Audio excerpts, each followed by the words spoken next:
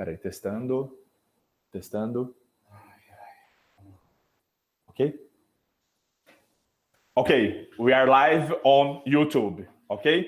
Hello, everyone. Welcome. Just a few information before we start our online symposium of IOFOS. We have here an activity on Google Meet, and it will be broadcast to YouTube. Of course, problems with connection can happen with anyone, with you in your country, in your house, in your work. For us, me as chair here with all the activities here, with the lectures, the moderator. So everybody calm down, okay? It's online. We can have some issues that we cannot control, okay? So we will start. We have a chat on YouTube, so you can start with some information on YouTube. We have 3 moderators on YouTube. They are students. They are students from our graduation program, master and PhD students. They are connected as IOFOS staff, so they can help with some information that you need. And I hope that we all can have a really nice and awesome conference this morning or afternoon or evening all over the world. Okay, thank you very much. Now with the here, with our the president of IOFOS, Professor Rivoia Bricht. Thank you very much. Okay, thank you, Ricardo. Hello, everyone. Good morning, North and South America. Good afternoon, Europe and Africa. And good evening, Asia and Australia. Dear all colleagues around the world, dear speakers, dear moderators, students and organization committee, welcome to the first online symposium of the International Organization of Forensic Odontostomatology. On behalf of the IOFOS Executive Board and for myself, I would like to wish you good staying today on this international meeting via YouTube. The idea for this symposium was born on the end of the last summer, when we were needed to postpone our IOFOS conference for the next September in Dubrovnik. During the pandemic caused by coronavirus and lockdown countries around the world, every profession recorded problems in its work. Transmission of a droplet infection like COVID-19 puts our dental profession at the peak of the most risky professions. The same is applied in autopsies and in forensic analysis of teeth and oral cavity. Long life learning and information exchange between colleagues are extremely important for the development of any profession, including forensic odontology. Therefore, this is a great time for all of us to hear experiences from our colleagues around the world and raise quality control in the post-corona period. Today, our today's speakers come from Australia, Professor John Beckett from the University of Adelaide. From India, Professor Ashit Ashia from the University of New Delhi. From South Africa, Professor Helen Bernitz, University of Pretoria. From Europe, Professor Wilma Pinky, University of Florence. Sheila Manica from the University Dundee in UK. And Professor Rudiger Lizik from Halle-Wittenberg University in Germany. And last but not least, our colleague Tias Xavier from Brazil. With speaks today, we have eminent moderators, Professor Cristiana Palmela Pereira from Portugal, Gwenola Droth from France, and Marin Vodanovic from Croatia. At the very end of the symposium, we will present a new textbook, Forensic Odontostomatology by IOFOS. It will be presented by reviewer Irina Davidson, Mr. Matesic for the publisher, and me as one of the editor. Now I'm opening this symposium, and I want to announce our keynote speaker, Professor Rudiger Lizik.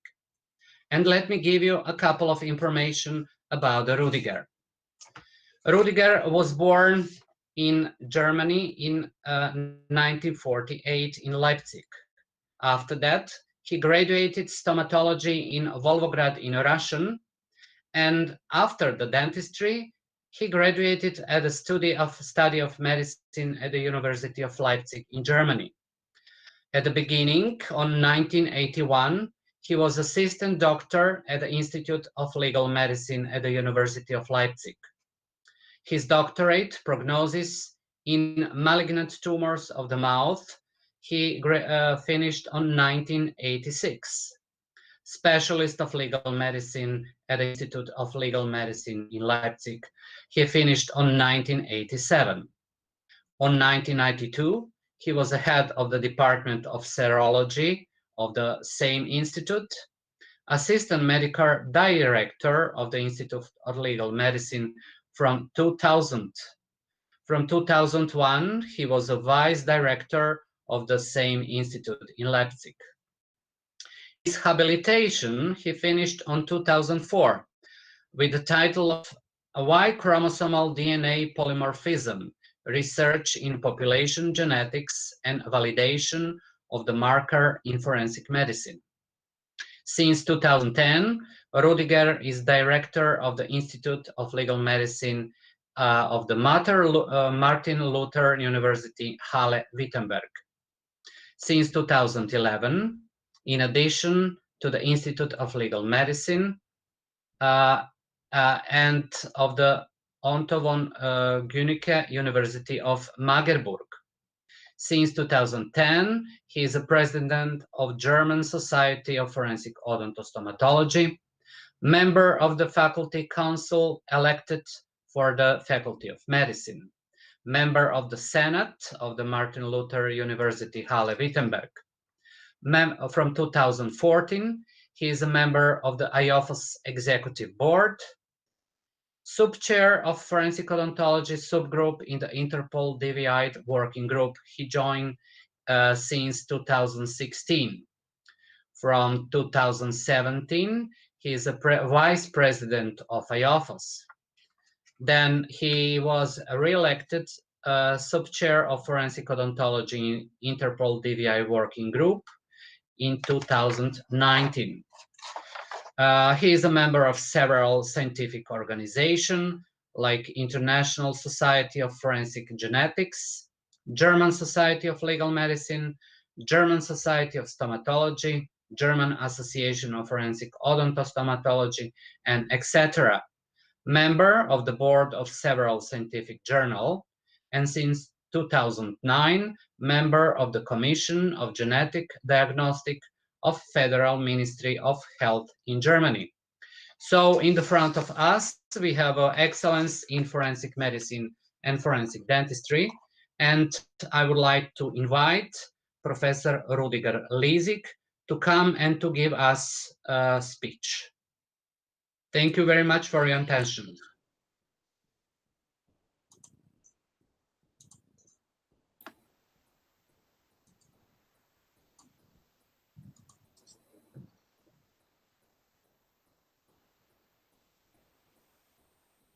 Yes, Rudiger, just choose your presentation, please. So you can see it? Yes, just put in on presentation mode, please. Yes, perfect. Okay. Rudiger, thank you very much for your kind introduction. And very warm welcome to all of you from my side too. Good morning to America, good afternoon to Europe and Africa, and good evening to Asia and Australia. What I would like to present you this afternoon during the Christmas time and during the pandemic is a topic what follow me since I am a member of the German Dvi team. And as you know, the forensic dentistry encompasses various areas of specialization, and it's a part of the 3 forensic morphological subjects in addition to forensic pathology and forensic anthropology. It is therefore an interdisciplinary component of forensic medicine. I would like to speak about the efforts to establish a permanent pool of trained dentists for the German Dvi team. The course includes the real training on the deceased and getting to know the structures of the Dvi team. It has taken place annually in various forms since 2009. Sometimes in 2 parts, sometimes as a so-called refresher course, and twice with the participation of police officers specially trained for dental documentation, which are part of the Dvi team.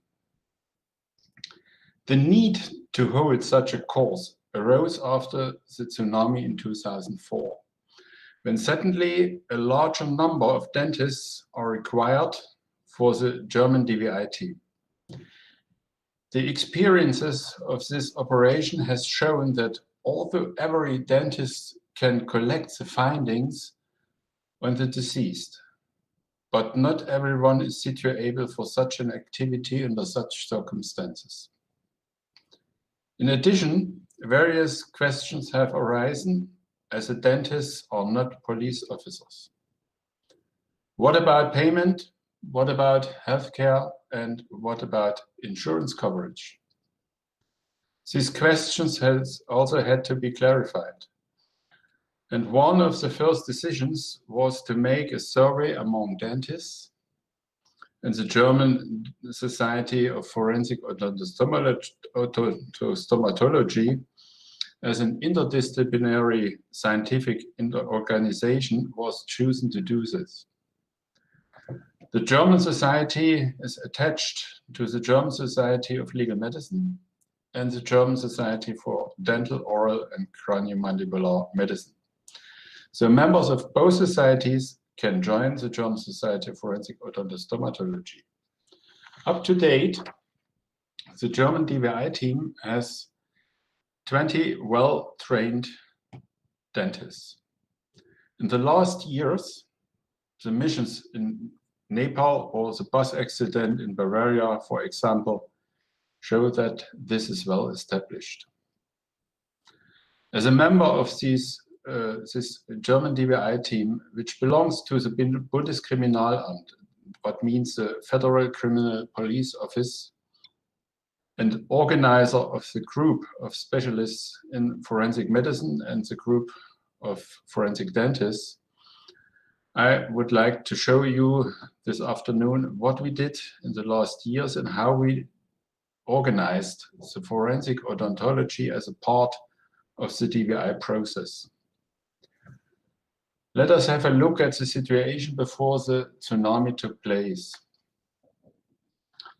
The German Dvi team included 2 handfuls of dentists, which were able to support in cases of mass disaster. So in such cases, several colleagues could be activated. Mostly they had experiences in this field because they are working at an Institute of Legal Medicine and were involved in routine casework of identification. Some are working in their own private practice. So it was a real mixture of different knowledge, experiences, and it was sufficient for the moment. The status of vaccination differs and no standard were established. In the mass disasters in Eschede in 1998, on the left-hand side, in Überlingen in 2002, the air crash, the right-hand side, or other smaller accidents, 2 or 1 dentists were involved. They obtained all parts of the work and documentation. What means they made the AM documentation, they made the PM documentation, and at the end, the matching too.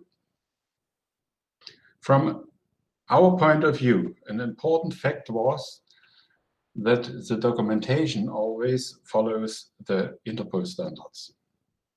Several options were planned, for example, to establish special software, plus data, for example, but no software exists at this time.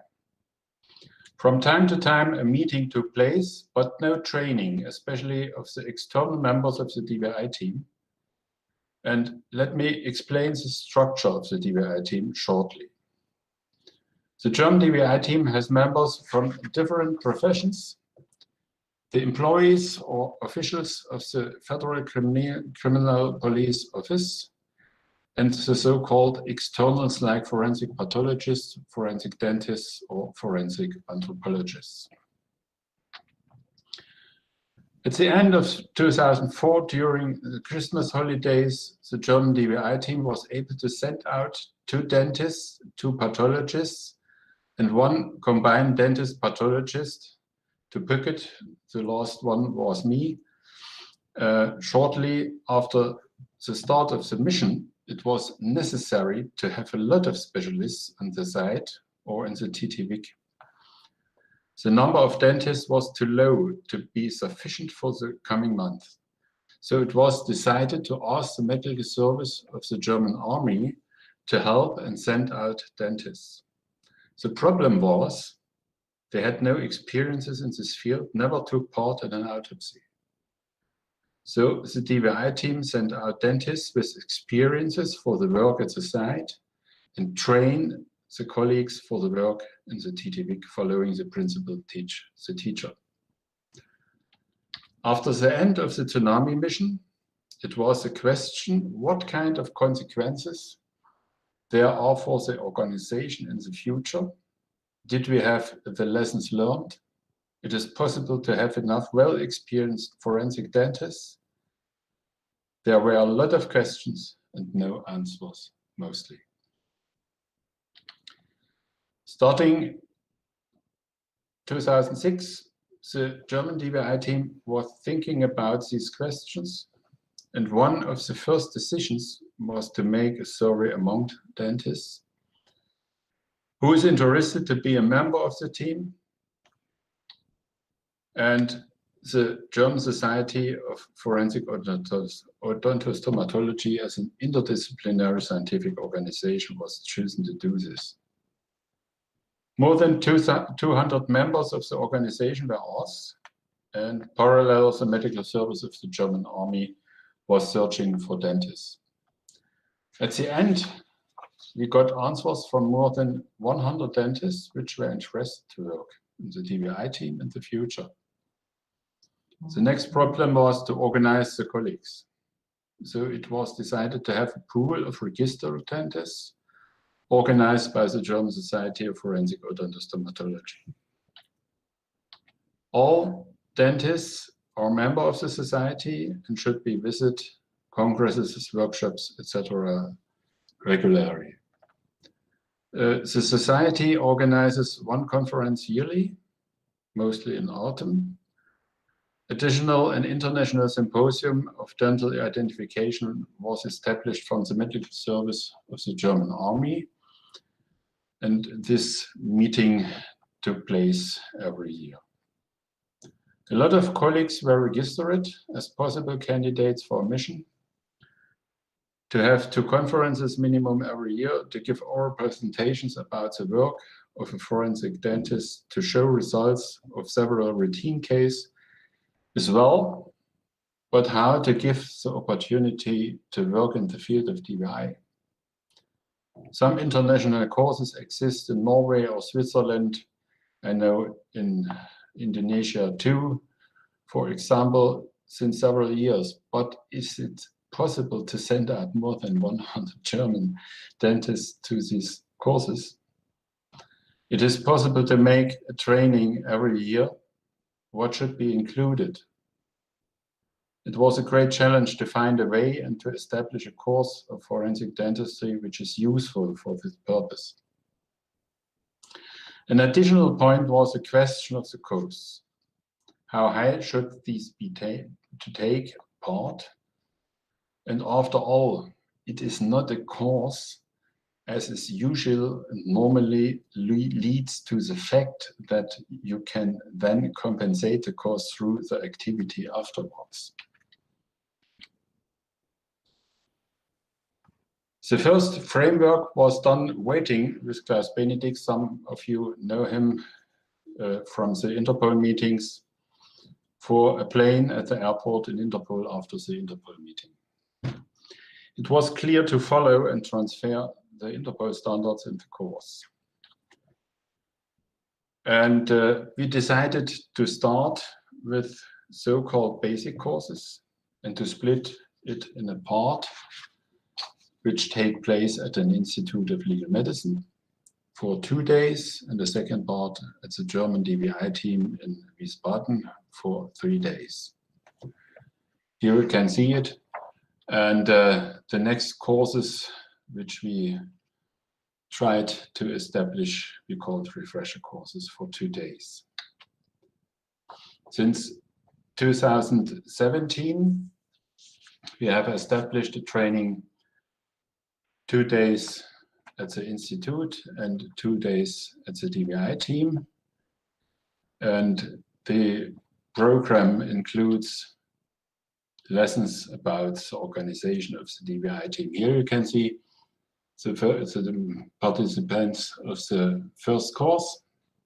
And it was a great pleasure to have the dean of our faculty to open this course. You can see him at the middle photo, in the middle on the right side. The participants were informed about the different parts of the team. One lecture about forensic pathology shows the principles and possibilities, the standards, the different primary and secondary methods of identification were mediated. Especially the options and methods of forensic dentistry and molecular genetics were demonstrated.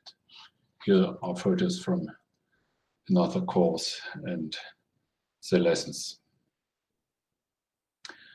Other lessons dealt with the methods of forensic age estimation and anthropology. Additional lectures show parts of the work, like dactyloscopy or methods of radiological investigation. Further, the participants took part in an autopsy and investigated a real case. Fortunately, in all courses which took place, we could present unknown bodies, decomposed or mummified bodies, overhauling by train, drowning, and so on. So the situation was tsunami-like, as you can see at the photos in the institute. The practical training took place at the German Dvi Team using plus data, and it was one of the most important points to train the members to handle the software. The participants could work as an AM group, PM group, or the matching group member. And concerning the dental codes from the software is to underline that we use the international accepted version. It is possible to implement the so-called national dental codes in plus data. This may be useful for national casework, but problematically and crucial in international teamwork.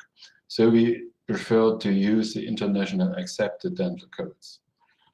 The PM investigation includes the possibility to make X-rays using mobile X-ray machines, and more than 20 training cases had to be investigated and identified if it's possible. In the first 3 courses, 60 dentists could be trained in the time of the first 3 years. The next step was the so-called refresher course, as I mentioned before. And 20 members of the team could take part in the training in the same way over 2 days. The topics of this training you can see on this slide. Afterwards, the idea was to make a 3-day course with the dental assistant that is a special educated member of the Federal Criminal Police Office who understands the terms of a dentist. It's, from my side, my point of view, a very useful colleague which got a special training. By the way, we have for the forensic pathologist also special educated members of the Federal Criminal Police Office which are able to assist the forensic pathologist during the autopsy.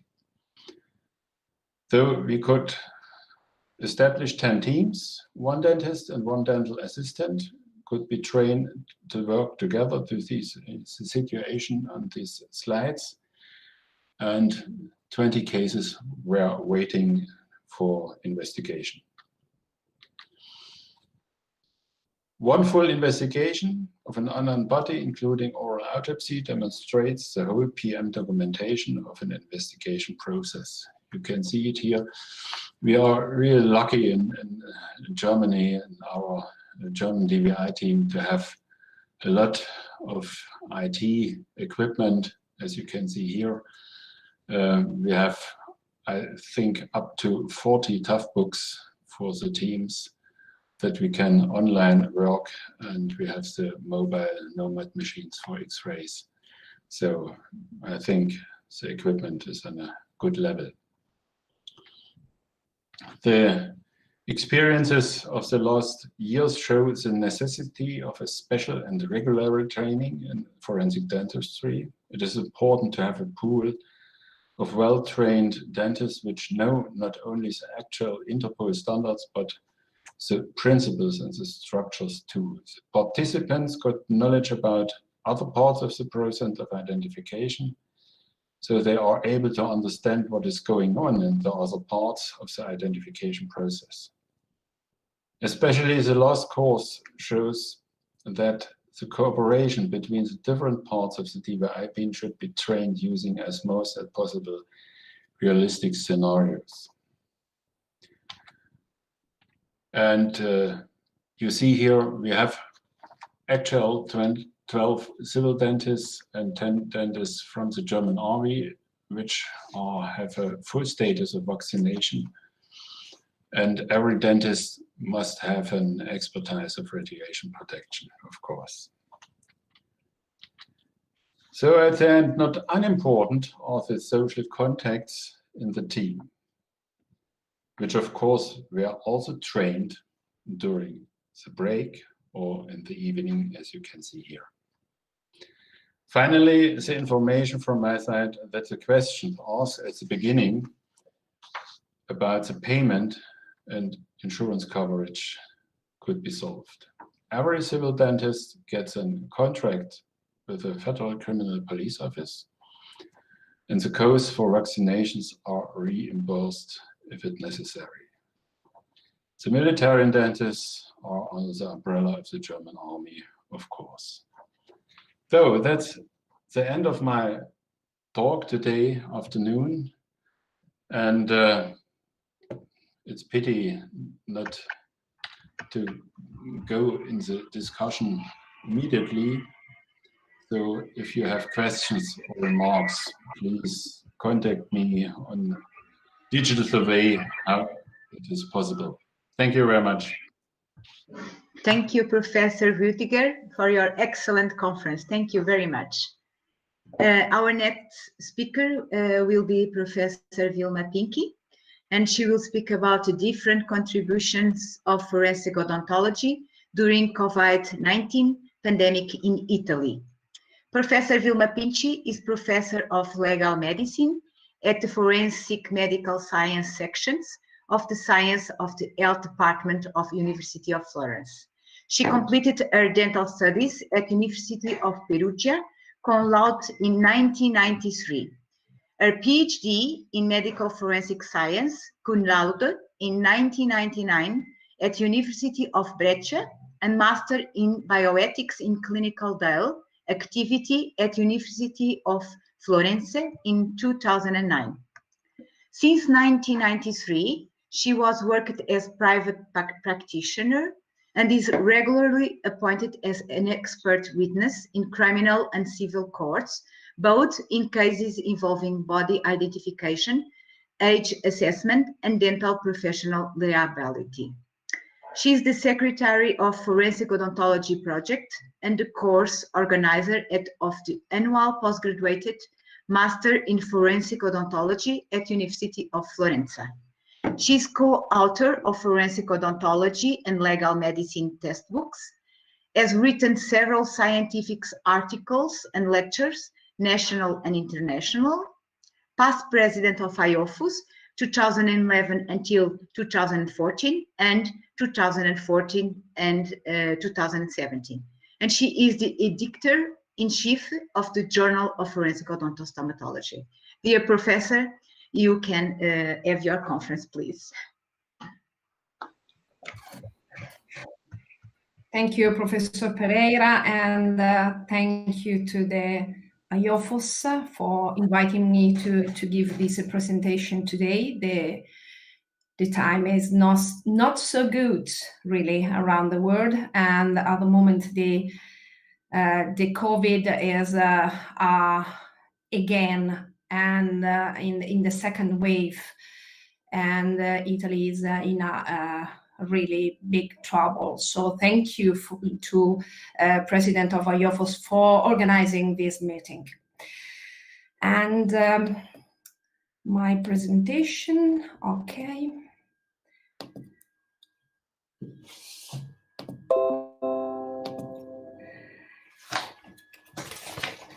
The title of my presentation is The Different Contribution of Forensic Odontology in Italy During the COVID-19 Pandemic. As you know, the pandemic outbreak of COVID showed up in Italy in February 2020, the first country after China to be hit by such a massive infection. The national health system and the health professional faced several issues, actually lacking at that moment any scientific data about the virus and the contagion. All the medical and dental disciplines experience personal and systemic inadequacies. Patients and carers faced risks because any proper scientific knowledge lacked, and accordingly, any general preparedness to a pandemic was largely inadequate.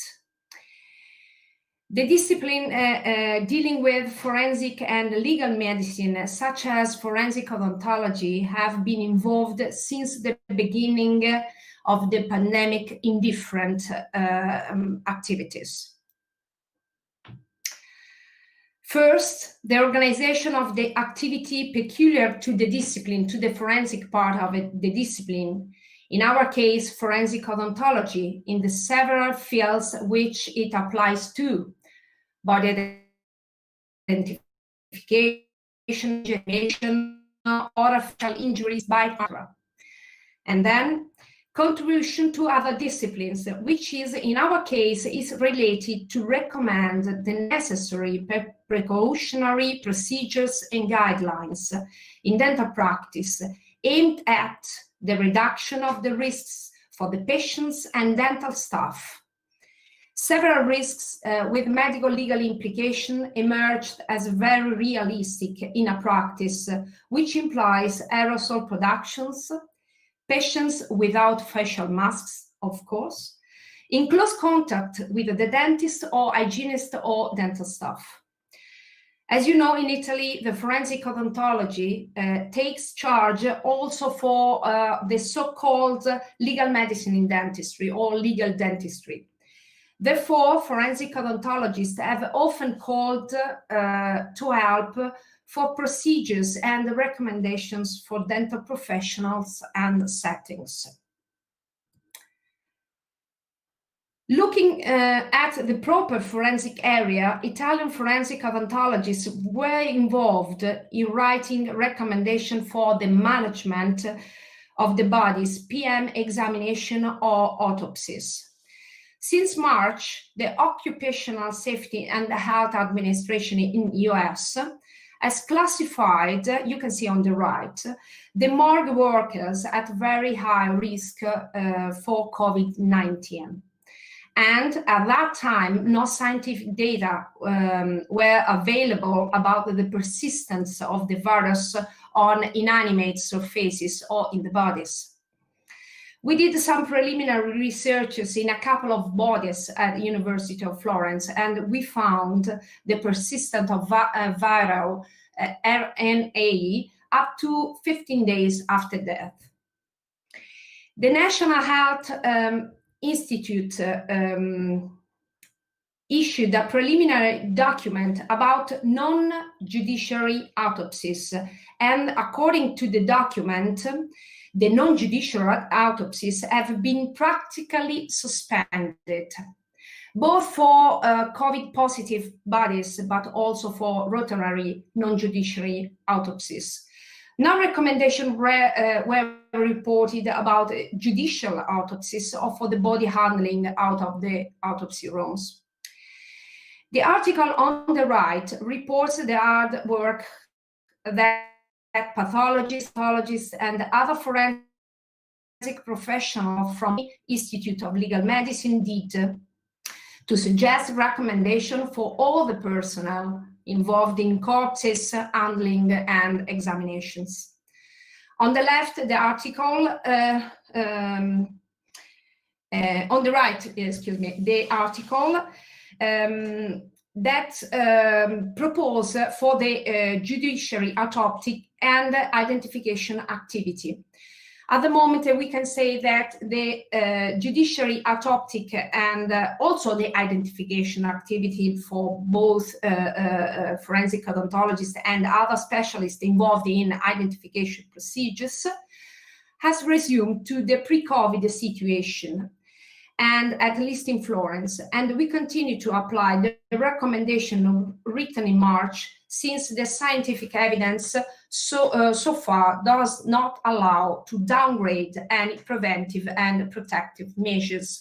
You can see on the left the article on IOFOS that with which we proposed to the forensic odontology community some of the recommendations that we have contributed to write for general PM examinations in Italy. A second field in which the forensic odontology increased its activity during the pandemic time has been the orofacial injuries caused by violent crimes, especially in the domestic environment. During the pandemic time, and especially during the two first months lockdown, we assisted in Italy, but I suppose also across the world, to a high increase of domestic violent cases. Years ago, someone in Italy created the term of sentry dentist, a term which highlights the crucial role of the dental staff in disclosing possible signs and victims of abuse. During this year, the cultural activity in the field has intensified due to the increased prevalence of these violent crimes, due to the locking at home and the restrictions imposed to prevent the COVID contagion. Therefore, during the last months, and especially in occasion of war against violence to women, many cultural events were dedicated to recall the signs and symptoms overall in the body, and especially in the oral area, possible due to the violence or abuse, to discuss specific lesions due to bites and to bite mark analysis. Forensic odontologists were involved as experts for these lesions and for suggestion in case involving ethical and legal obligation of reporting by dental professionals.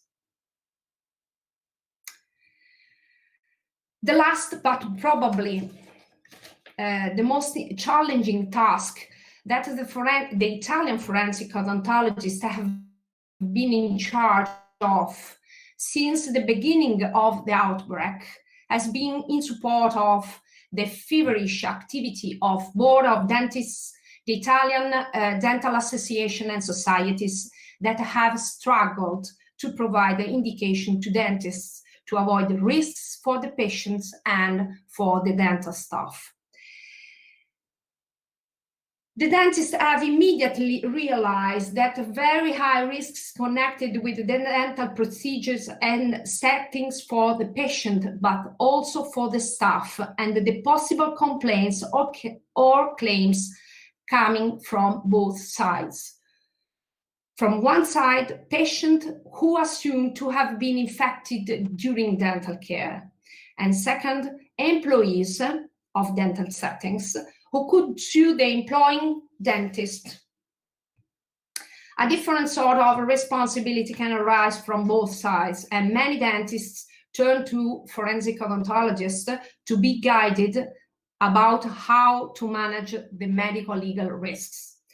The first concern was about which is the most appropriate tool to adopt when the scientific evidence is so scarce. Standards, guidelines, recommendations. As we will see later, in Italy, we definitely have just indication suggestions. But going back to the first wave time, on the left, you can see the first recommendation given from an Italian society of in dentistry, the Society of Periodontology. It was March 11th. On the right, you can see the statement of CDC US about the risks in dental settings and so on, but it was really June 2020. In Italy, we were at least 1 month ahead of other countries in the pandemic racing curve, thus 1 month behind in any scientific knowledge about the virus, transmission routes, PPE, disinfection procedures, etc. At the beginning of April, the National Board of Dentists organized a study group to provide recommendations. The group was composed of many representatives of dental associations and societies, plus professors in radiology, occupational medicine, and forensic odontologists for any medical legal issues.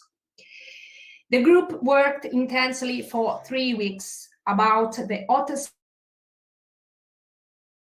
concerns and settings organization, such as the patient triage, the appropriateness of the different types of treatments during the COVID pandemic period, the settings preparedness, the PPE for the personnel, etc. Meanwhile, the forensic odontologists are struggling to understand if and what kind of new duties and responsibility are going to be raised for dentists. We were immediately aware that the dentists are more exposed to possible claims compared to medical doctors.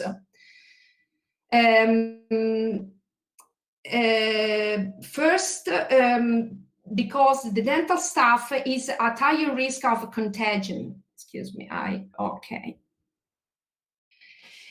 Second, most of the dentists do not work in public hospitals or clinics, and therefore they have a very limited response capability. They cannot rely on the help of other professionals or of the procedures and indication that hospitals prepare to avoid contagion. The working group completed its task on April, at the end of April, and in the first week of May, the Ministry of Health started the acknowledgement of the operative indications during the phase 2 of pandemic period. Two medical legal issues have been mainly considered by the forensic odontologists in the working group: the appropriateness of the treatments during the pandemic period and the information and the informed consent of patients during pandemic. The core question related to the appropriateness of the treatments was about the identification of what can be defined as a dental emergency or dental urgent care, or as dental treatment that should be postponed. Moreover, it was necessary to consider carefully the risks concerning people in need of a special attention, exposed to a higher risk to develop severe forms of COVID-19 because of age, pre-existing disease, etc. It is universally accepted that a treatment can be considered legally and ethically acceptable and appropriate when the risks connected with this is balanced by benefits, or in this case, by the balance between two different kinds of risks: the risk connected with treatments performed during the COVID time, and the possible risk due to a postponement of necessary dental cares on the other side. The concerns connected with informed consent resulted in an easier task to be analyzed. A standardized information about the COVID-19, the transmission routes, the triage, and the preventive measures taken in dental settings according to the legal provision can be included in a sort of vademecum or in specific forms. And information should practically be tailored only for aged patients at higher risks of severe forms of COVID-19 because of pre-existing comorbidities or advanced age. In conclusion, the Italian forensic odontologists were requested to review all the areas of their disciplines during the COVID-19 pandemic, ranging from postmortem examination to orofacial injuries connected with violent crimes, bite mark analysis, up to the so-called legal dentistry. The forensic dentists lived, and I can say, unfortunately, are still living, on one side, the same operative difficulties of forensic pathologists in the autopsy rooms, and on the other side, are highly involved in providing support to dentists, dental staff, and dental settings to manage the medical legal risks that highly affect the profession during the COVID-19 pandemic period. Thank you for listening. Thank you very much, Professor Vilma Pinky. Thank you for your excellent conference. We go to the next speaker. Our next speaker is Professor John Beckett, and he will speak about forensic odontology in Australia and an update. Professor John Beckett is a senior lecturer, a postgraduate supervisor, a researcher, and has his PhD in forensic dentistry at University of Adelaide. As well as conducting regular forensic casework, he is assigned team leader in disaster victim identification in South of Australia, with specialized skills in maximizing the information gathered for identification of severely incinerated victims. He has published various articles in the national journals, international journals, and book chapters with over 200 citations. He is a member of many forensic societies and regularly presents to both national and international organizations, including Interpol, the Australian Society of Forensic Odontology, the American Academy of Forensic Science, and the International Organization of Forensic Odontostomatology. He is a member of the Scientific Committee of IOFOS, a peer review of over 1,000 forensic journals, and his work has been recognized with various awards. Professor John Beckett, you have the word, please. Thank you, Cristiano, and thank you for the committee to allowing me to present. Now, just allow this. Just give me a minute here, please. Any help you need? Okay. Can you see me now? Yes. Perfect. Just Good. presentation mode. Yes, it's okay. Good. Perfect. Excellent. So thank you very much. I feel a bit apologetic because here in Australia, we haven't had that many cases. So I'm going to go through how we've managed it, COVID, and also how it's affected forensic odontology. The first thing to know, once it broke out that all Australian borders were closed within a few days, and the only people allowed into Australia were Australian citizens and residents.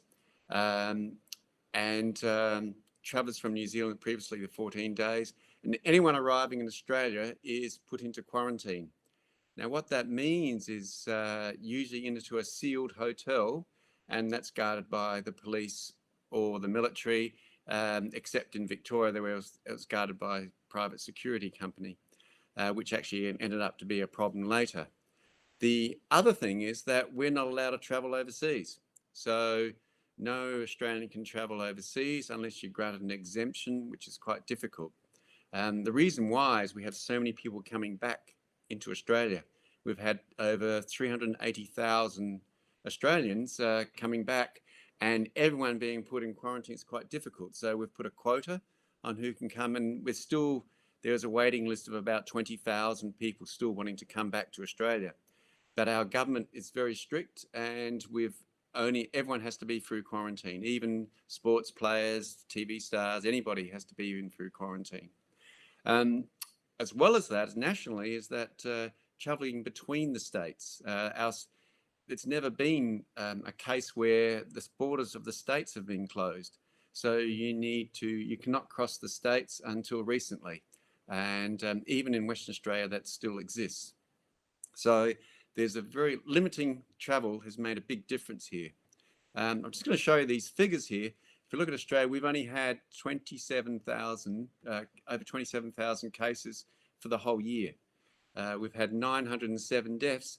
And I mentioned about Victoria, of those 907 deaths, 800 have been just from Victoria. Here in South Australia, we've only had 4 deaths, and that's from people coming from overseas. So we've been very, very strict in limiting who can travel and do what. Even just in November, we had a circuit breaker. What actually happened was one of the workers inside the hotel contracted the virus from one of the cleaners, and spread it to her family. So the government in South Australia immediately created a circuit breaker. Now, what that means is that everybody had to stay at home. There was one person allowed per household to go to the shop for food. You couldn't exercise outside the home. You can't even walk your dog. And obviously no weddings, funerals, no family get-togethers. It was literally no university, no schools, one sport carrier. Forensic odontologists were given an exemption. We were sent a letter from the minister, and we were allowed to travel to do forensic odontology. Just to give you an idea, this is Adelaide during that 20th of November circuit lockdown. The streets are empty. And if you're walking down the streets, the police would soon probably ask you, what were you doing? This was actually after a few days, it was actually lifted because it was so effective. And they test the sewage to see how much COVID is in the sewage. They test the virus and to see also what areas that are still liable with COVID.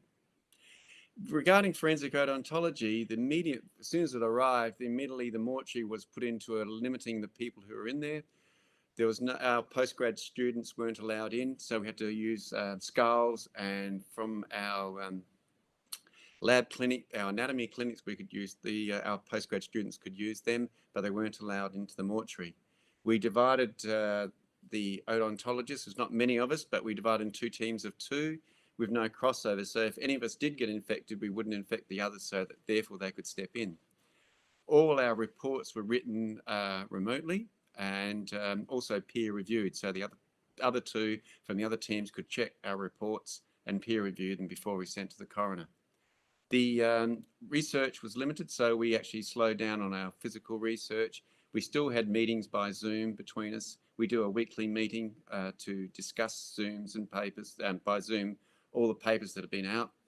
And our government decided to give us a CT in the mortuary.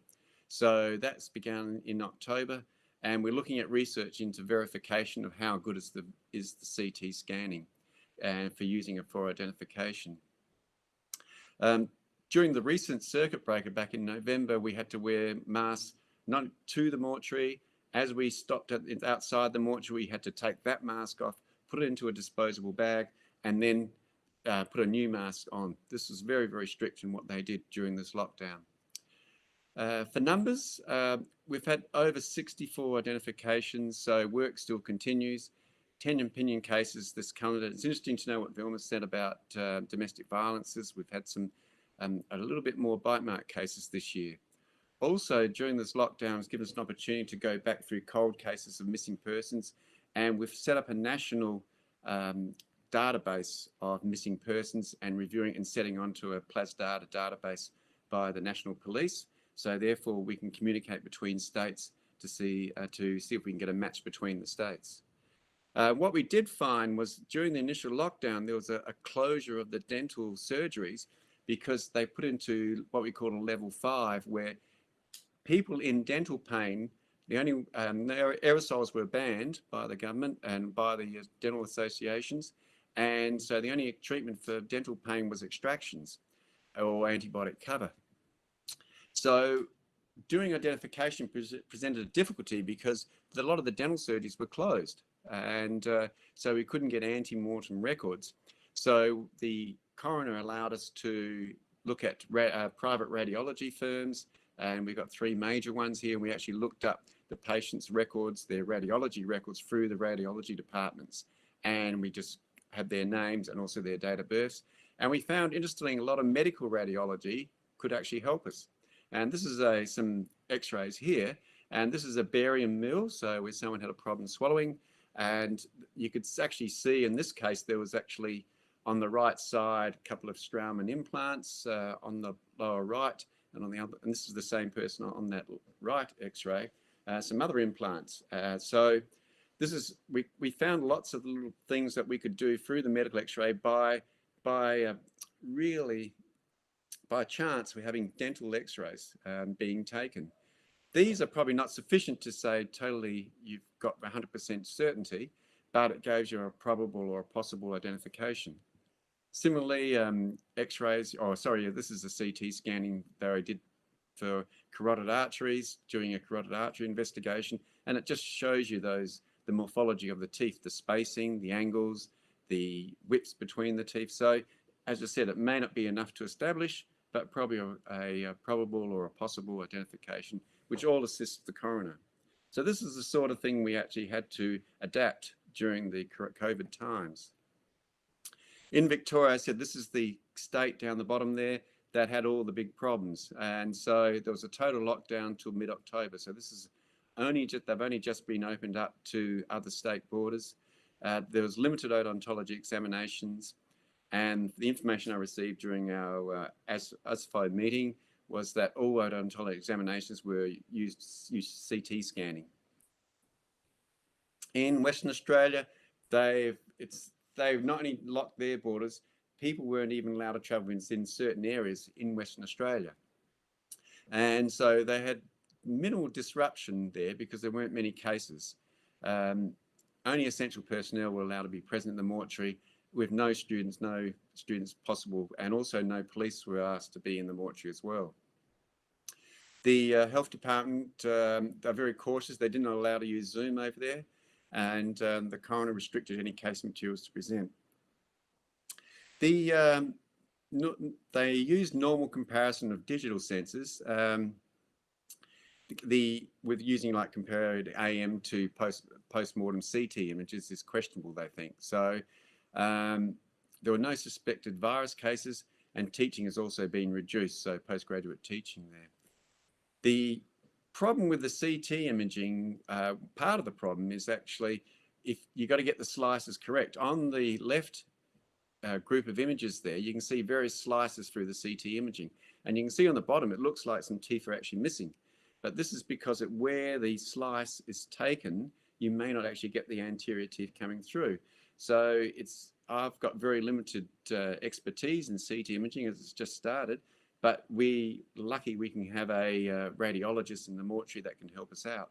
What you need to do is actually have a fixed slice. So you need to increase the slice, and that gets all of those teeth into picture, into focus. The other problem we found in CT imaging is actually the definition. It's not as good at defining and looking at the restorations that are in place. The morphology of the teeth and the spacing and the angulations are there, but the actual looking, if you've got limited ante-mortem information, you've got to compare it to the CT, then that definition is not quite there with the CT imaging.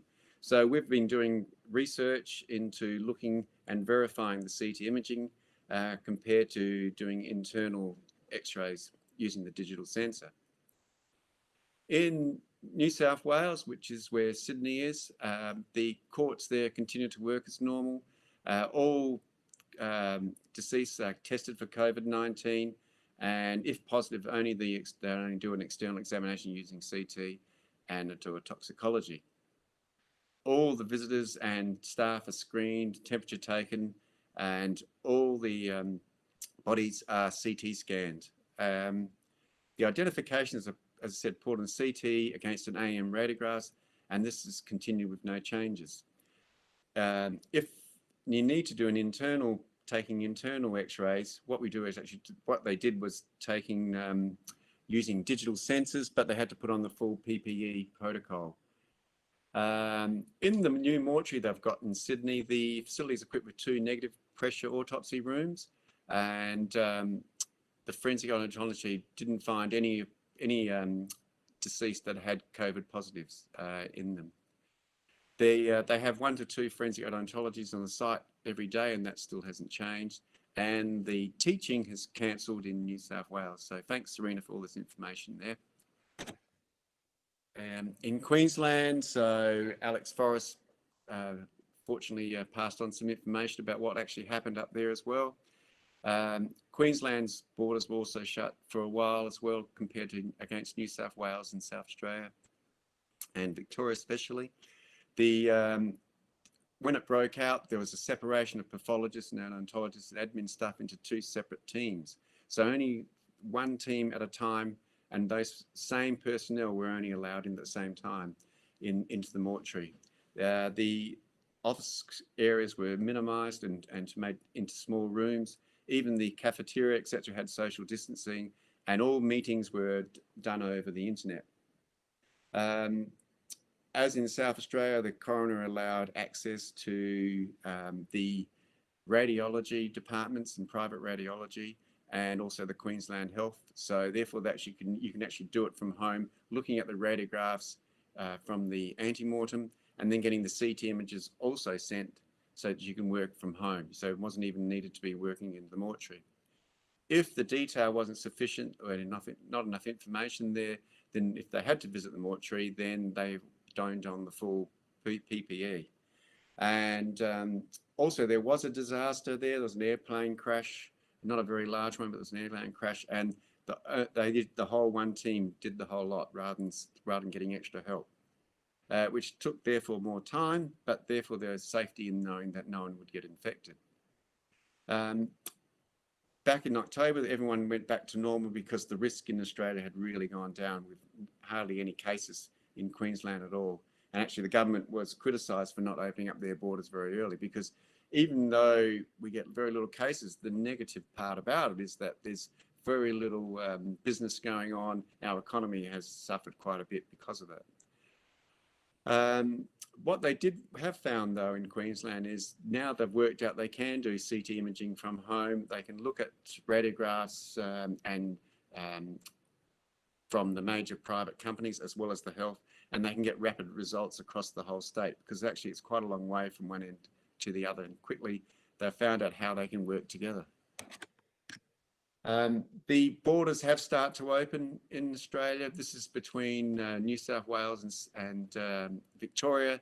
The trains now have started operating. There's also flights. They still need to register in South Australia, whenever we go into a building or a office, there is a QR code at the beginning of each door, and you must use your iPhone or your smartphone. You must log in with your QR phone, and that way the health departments know where each person, for tracing where everybody is.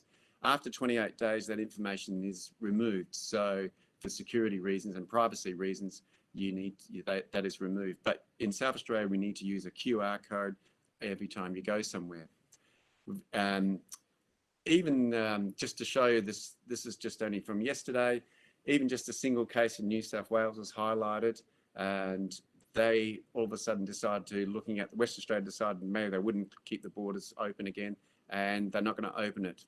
And you can see down the bottom here from where I am, is that even from South Australia, because we had that breakout back in November, they're still not willing to open the borders. So it's totally different to, I think, to what's been happening in Europe. We're very, very cautious here. Our economy has suffered quite a bit, and that's, I think, has led to alcoholism and domestic violence, but the number of deaths have definitely been reduced. Our forensic odontology, the teaching has been minimised a lot, but we've learnt quite a bit, especially gaining more ante-mortem information. So I think that gives you a quick rundown of what's been happening here, and it's a little bit different because I think we're lucky that we're an island there. Thank you.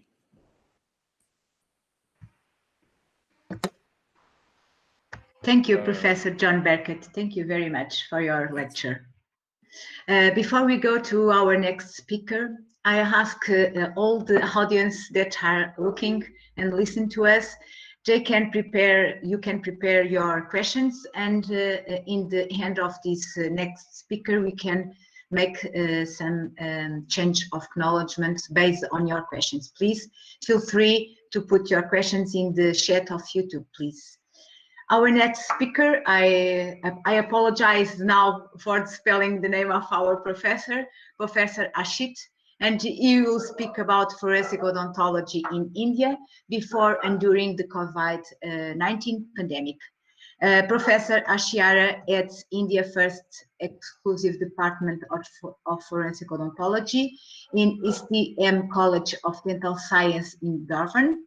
With 18 years of experience, he teaches undergraduate and graduate students and serves as a consultant in forensic dental case referred by police from across India. He is most famous now for providing opinion on bite mark analysis in 2012, New Delhi, sexual assault case of 22-year-old nursing students. It was called the Nirbian case. He was also provided opinion in historical, anthropological, archaeological cases in India, such as the Anijan burial samples and the Anjala remains. As a graduate student nurse pursuing forensic odontology in the University of Delhi in 2001, he assisted in the re-identification of an Australian citizen who perished in the World Trade Center attack of 11th of September. Dr. Ashiara is a founder member of the Indian Association of Forensic Odontology and currently is secretary. A keen researcher, he has published over 40 journal articles, mostly in renowned international forensic and dental journals. He has also contributed to government reports and chapters on forensic odontology in eminent textbooks such as Shafir Oral Pathology. Professor Ashit, you are free to start your conference, please. Thank you very much. Thank you very much, Dr. Pereira.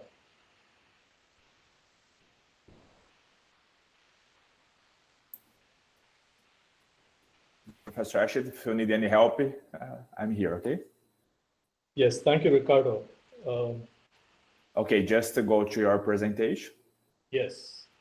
So let me just put this to PowerPoint show. I hope I'm clearly visible. It's now it's okay. It's on presentation mode. It's perfect. Thank you. Thank you. Thank you once again. Let me today talk about forensic odontology in India before and now during the COVID-19 pandemic. And this presentation has been compiled by me with significant help from my colleagues from all around India. As you're aware, India is a huge country, the seventh largest in the world, and population-wise, we are only the second in the entire world. So I had to rely on my colleagues from across the country to compile this presentation, and I'm grateful for them for their time and effort. I think the ongoing COVID-19 pandemic is unarguably the single event that has affected virtually each and every one of us. And of course, it's also affected the way each and every one of us works in our profession. So how has this work and profession of ours changed before and during the pandemic in India? And I'm going to talk about these changes in terms of forensic odontology casework, teaching learning activities in forensic odontology, as well as research in our specialty. Now, casework in general has reduced following the onset of the pandemic, and several parts of India have witnessed a drastic reduction in cases. And this includes New Delhi, where my colleague Dr. Augustine is working, and you see here his photo on this slide. Now, the reduction rate has ranged from 40 to 100% in age estimation, 22 to 75% in bite mark investigation, about 84% in postmortem identification, and about 45% in child abuse cases.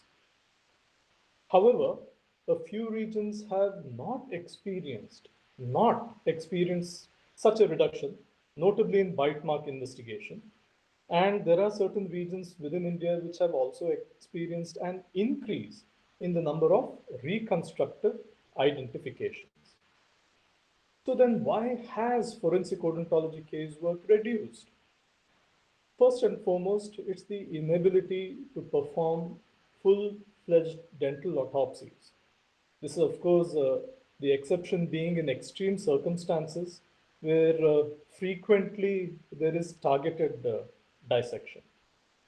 Now, there's also a reduced number of referrals of civil cases, with the police focusing more on criminal cases per se. And there's also a lack of production of suspects for examination. And this, of course, is to avoid contact with potential COVID-19 exposed individuals. Now, the courts in India have also been taking up only urgent cases post-lockdown, and non-COVID-19 related activities have remained suspended, including medical boards which oversee age estimation cases. Now, in some regions, the police have handled only cases of crimes which they consider to be more grievous in nature, and this is because of limitations of space in prison, where they feel criminals of petty crimes need not fill in. So therefore, that's one more reason for the reduction of forensic odontology casework. Now, here's a photo of my colleague from Mumbai, Dr. Hemlata Pandey, and you can see the difference in her attire pre-COVID and now during the COVID period. And I am going to talk about personal protective equipment in the next slide. So what are the other changes and challenges that have been encountered in casework here in India? Now, there's a tendency for the production of dental evidence without actually the presentation of individuals per se. For example, the police hand over only radiographs in age estimation cases rather than presenting the radiograph with the person of interest. And obviously, this is to minimize potential unnecessary contact with COVID-19 suspected cases. However, when the accused or the victim is presented in person, forensic odontologists and other staff ensure that PPE is used diligently. And of course, in general, there is a drastic increase in the use of full-fledged PPE. Now, criminal cases related to traffic and occupational deaths have decreased, but cases of suicide and voluntary homicide has not. Now, other changes and challenges in casebook include reduced travel related to field work, and in the government sector, the management of COVID-19 positive dead bodies has issues related to packing, storage, and transportation, identification, tracing loved ones, and handing over the dead bodies to family and friends, and also the final disposal, be it by cremation or by burial. Now, interviewing victims of assault or abuse cases, that is, history taking, has been amended to include screening questions regarding symptoms of COVID-19, exposure to COVID-19 positive persons, and also whether the person has any recent history of travel. Now, there's a special to disinfect impressions, and one of my colleagues has suggested that this has to be followed with a lot of care and diligence with the hypochlorite solution, and of course the subsequent dental models also have to be followed with the same protocols. Now, physical distancing in cases where conventionally such physical distancing was not previously required. Now, this includes bite mark photography, where it's done with reasonable distance, without, of course, compromising the quality of the photographs taken. Now, other than the odontologist, the subject only should assist with holding the ABFO scale. And this is, of course, to minimize potential exposure to other members of staff. Now, hospital administrations are also strongly recommending that having the adult victim only to collect their own perioral, oral, or buccal swabs. And lastly, when the victim removes his or her mask, the odontologist has the highest risk of exposure. So it's advised by one of my colleagues that the victim is instructed appropriately by the odontologist on how the swab is to be collected. And the odontologist must witness each part of this evidence collection, which is being undertaken by the victim. So these are issues related to forensic odontology casework in the Indian context. Now let's talk about the aspects concerning teaching learning activities in forensic odontology. And you see here another colleague of mine, Dr. Jaishankar Pillai, who's from Ahmedabad in the western part of India. So the approach to teaching forensic odontology has seen a paradigm shift towards online methods. Lectures are conducted for undergraduate students through online teaching on a variety of platforms. But of course, that means that conventional practical training is no longer feasible. Now, graduate students' lectures, graduates or postgraduate students' lectures have been severely impacted in some regions owing to COVID-19 duties, which has been allocated to both residents as well as faculty. But in certain other regions, graduate students' teaching learning activities hasn't really been affected. So it's a bit of a mixed bag. But of course, many have reported, including myself, that the hours spent on teaching forensic odontology to students has reduced, and in some cases by approximately 67%. Now, there are certain training programs which have cropped up and they focus almost exclusively on online training modules. Now, trainers have been compelled to make major changes in terms of online lecturing as well as practical guidance. And this means that such online workshops, as well as hands-on modules, as witnessed in today's symposium, have the ability to host a huge number of participants, which conventional programs perhaps may not have been able to. Of course, practical teaching online necessitates digitization of material to ensure that online tutoring using these digital models is possible. Now, once again, the opportunity to collaborate with international faculty has also increased through such online lectures and programs. So those were some of the advantages and limitations of teaching learning activities in forensic odontology. My final segment in today's presentation concerns research in forensic odontology here in the Indian context. And I'm going to show you 3 slides talking about 3 different types of research areas, beginning with postmortem identification. Institutional ethics committees have raised concerns about maintaining safety of participants and researchers, and therefore research involving face-to-face interviews and collaboration for data analysis has been restructured or paused.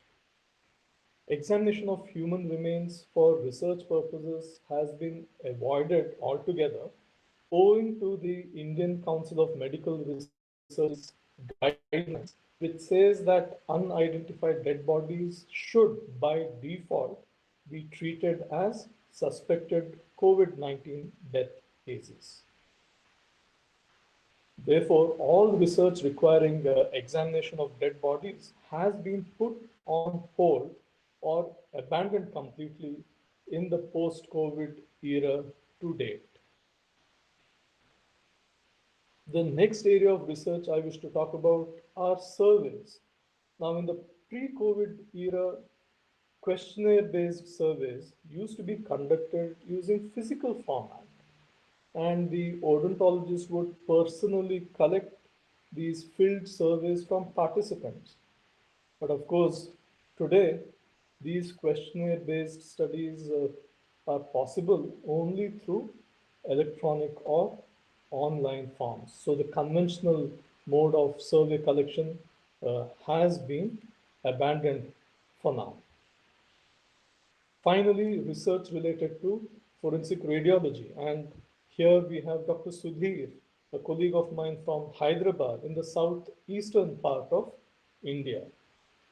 And he is a keen researcher, and radiological research in forensic odontology using retrospective samples have continued from the pre-COVID-19 times and successfully completed during the COVID era. But prospective radiographic sample collection has been affected severely since routine radiography is limited and performed only for emergency cases. Consequently, prospective sample size may need to be reduced simply for the sake of completion of these studies during this period, considering the limitations in the times of the pandemic. However, scholarly work regarding statistical analysis, article write-up, and manuscript submissions have all continued more or less uninterrupted. Now, before I sign off, I just wish to talk about certain miscellaneous aspects, and these are suggestions which have come forward from some of my collaborators. And of course, during the lockdown, there is an anticipated increase in the number of cases of domestic violence as reported in the media. So therefore, dental orofacial traumatology may be a finding in such cases.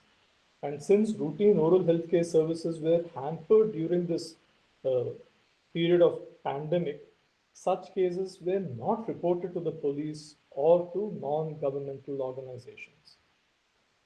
Now, during the lockdown, there is also an anticipated increase in the cases of dental neglect across all age groups.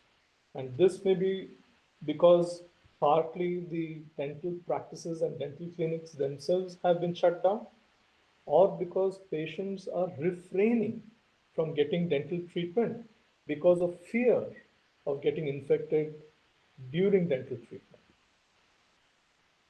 So to summarize, I believe, based on my colleagues' input, that casework in India has seen a major reduction in the COVID period compared to pre-COVID levels. Teaching learning activities have seen a major shift and adaptation to the online approach. But several areas of research, such as radiographic studies and online surveys, continue, although postmortem identification research studies seem to have been affected. So I once again acknowledge the contribution of Dr. Hemlata Pandey from Mumbai, Dr. Pillai from Gujarat, Dr. J. Augustine from New Delhi, Dr. Manisha Korate from Goa, and Dr. Sudhir Balla from Hyderabad. I thank them all, and I also thank the IOFOS, especially President Beckett from Croatia, as well as Secretary Dr. Ricardo da Silva from Brazil. Thank you for the opportunity, and my sincere thanks to all participants for showing interest and being part of this symposium. Thank you, one and all. Thank you, Professor Rashid, for your lecture. Thank you very much. We have some questions. I will start with the input from the audience. The first question is from Professor Eddie Duval, and is to Professor Rudiger, and he is asking, what kind of insurance is provided for the DVI dentist, and who pays for it? Okay, thank you. Nice to hear from you, Eddie.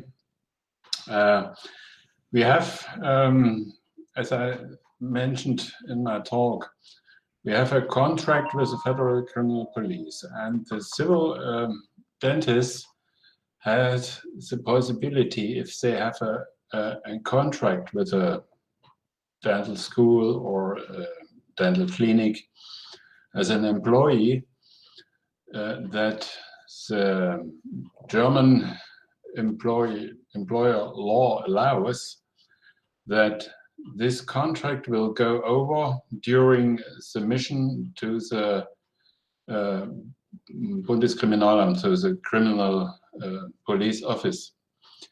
The other part, which has an own practice, they will get daily rate for the work in the team, and at the end, if you have normally professional insurance protection and healthcare protection, so you have no additional costs for the mission. But it depends from the contract with the insurance, of course. Thank you. We have other question now is from is to Professor Vilma Pinky, and is from Cindy Sato, and she asks, do you think that dentists will continue with all this self and medical care, PPI and other from guides after this pandemic? Because we will still be exposed to several microorganisms. Thank you for your lectures, Professor Vilma. Thank you. Really, it's a very interesting question, because I suppose that we have to consider the special routes that these the coronavirus number 2 used, that is the droplets and the aerosols. So we have really a high risk for dental cares and also for dental staffs. But I have to highlight that in Italy, dentists and dental hygienists are recommended to use during the pandemic period, in this period, NK95 facial mask, protective goggles, mono-use gowns, to wait 15 minutes from one patient to another. A lot of protective measures. I spent, believe me, I spent hours in saying to medical doctors and also to dentists that dentists perform better compared to medical colleagues, especially compared to general practitioner medical doctors. Why? Because dentists are more acquainted with the protection measures against infection. Also in pre-COVID period. And so practically dentists have only to, should only update and also upgrade, of course, their protective measures. But I suppose we know that these protective measures put severe limitation to clinical activity of dentists. So I suppose that everybody hope that the massive vaccination policy, world vaccination policy will let us come back to the pre-COVID area and also to our pre-COVID preventive and protective measures. So I hope that we can go back to surgical mask and not to NK95, to normal glasses and not to protective goggles, because we experience how tiring, what limitation these things put on our clinical activity, and how the health, the oral health have decreased during this period, because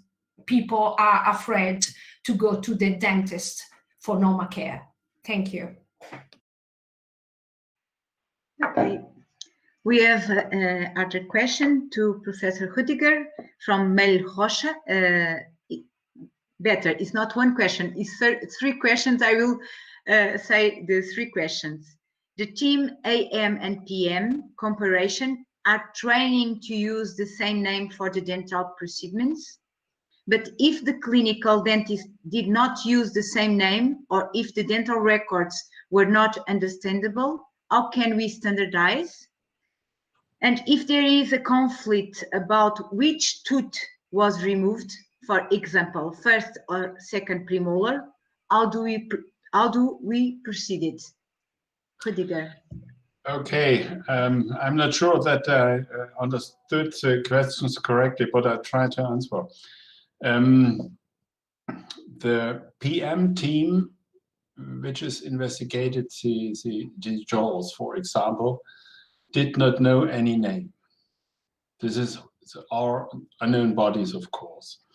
And the AM team has names, of course, and at the end, only the matching team will compare the findings with the AM data, and to connect a case number of PM investigation with a case number of AM data.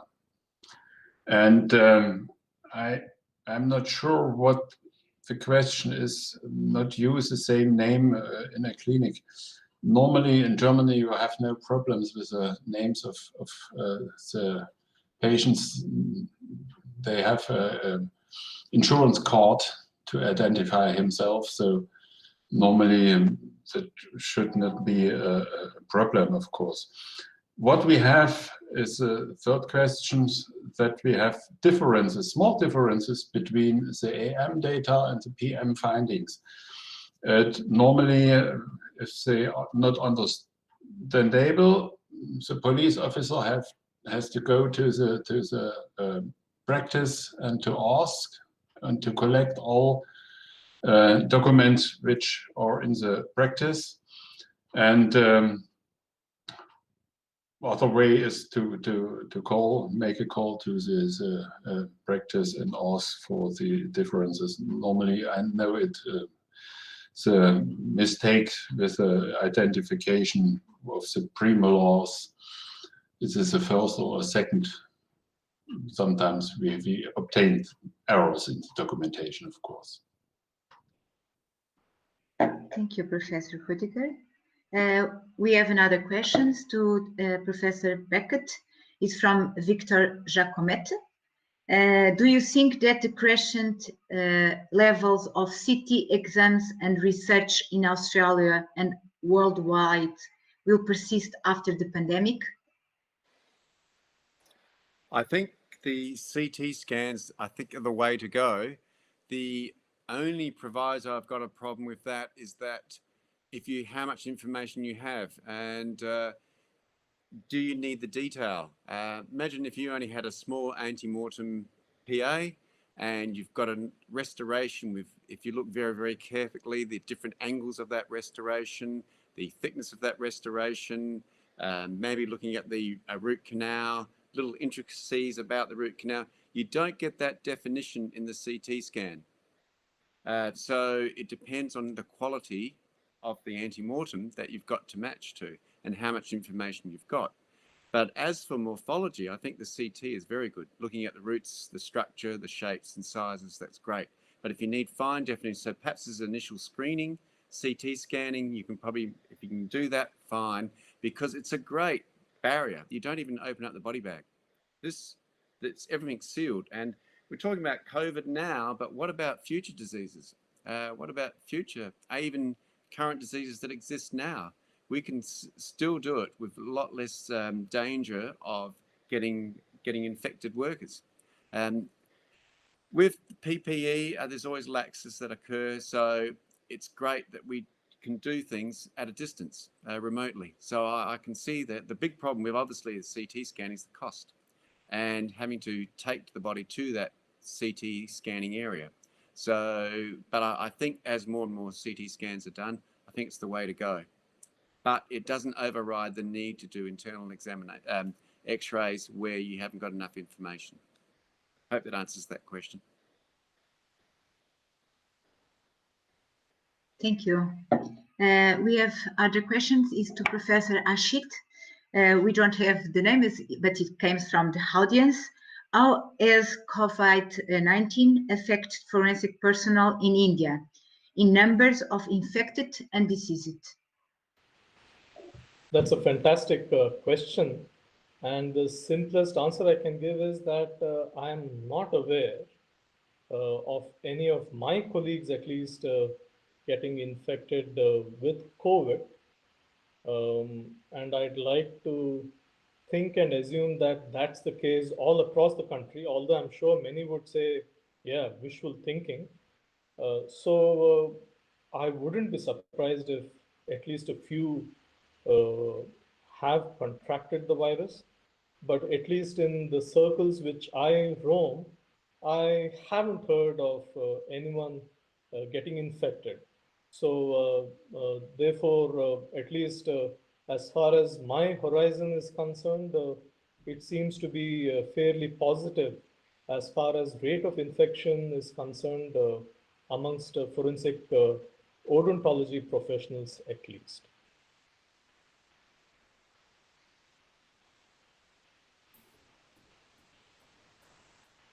Thank you, Professor Ashit. We don't have any more questions.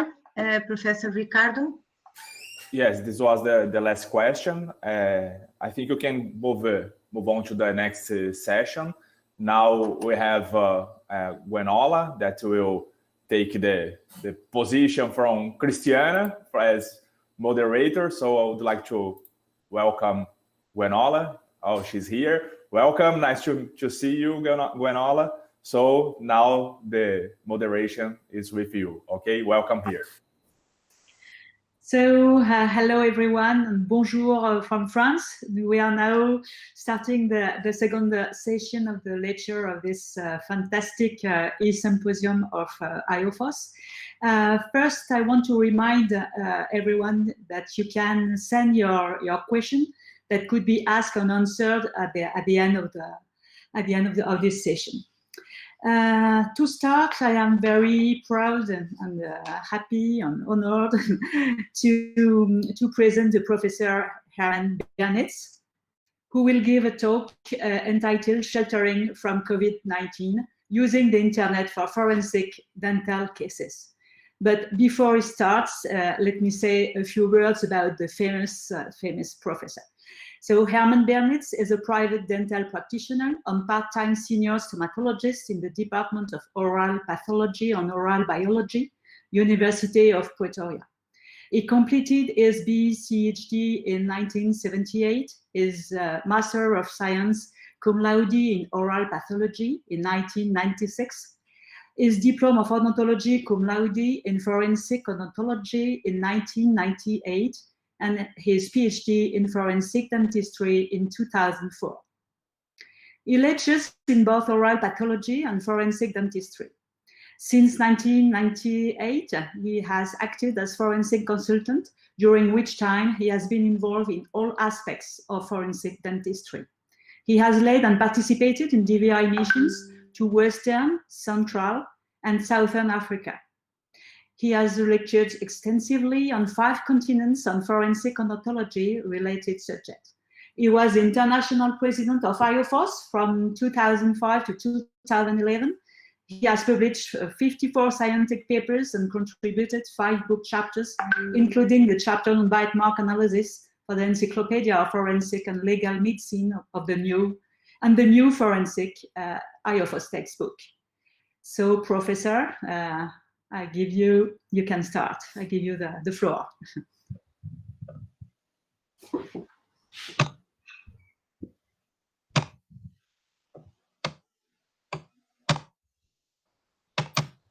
Hello, Herman. Any help you need? Yeah, I'm busy. Right. Okay, perfect. Right. Good afternoon, friends and colleagues from around the globe. Good morning to the Americans, good afternoon to the Europeans, and good evening to the Australians and Eastern Asians. It is indeed a great privilege and pleasure to be part of this first internet symposium. And I'm going to be talking about sheltering from COVID-19 using the internet for forensic dental cases. Now, ladies and gentlemen, just a small background to the South African situation. To contain the spread of the coronavirus, our President Cyril Ramaphosa, announced a total lockdown in South Africa on the 26th of March, 2020. But at the same time, he also declared a national state of disaster. And this national state of disaster included several thousand troops, excuse me, that were deployed to help enforce this lockdown. Unfortunately, many South Africans died as a result of the army brutality in the early stages of the lockdown. In fact, at one stage, more people had died as a result of police brutality than from the virus itself. So the first stage, the so-called stage 5 of lockdown, stated that all South African borders, including interprovincial borders, were closed. Every single person was housebound.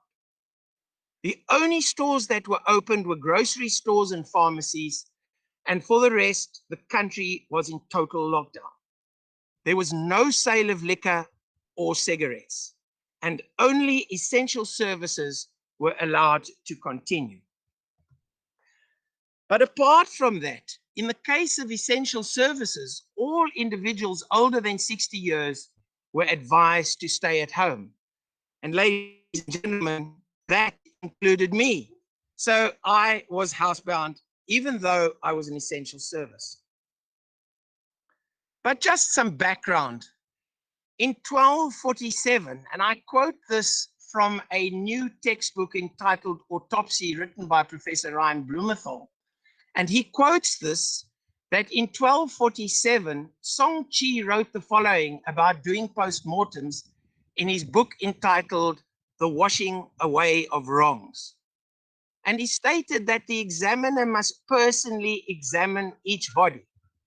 And further, he stated he must refrain from sitting comfortably behind a curtain of incense that masks the stench while letting his subordinates do the autopsy unsupervised.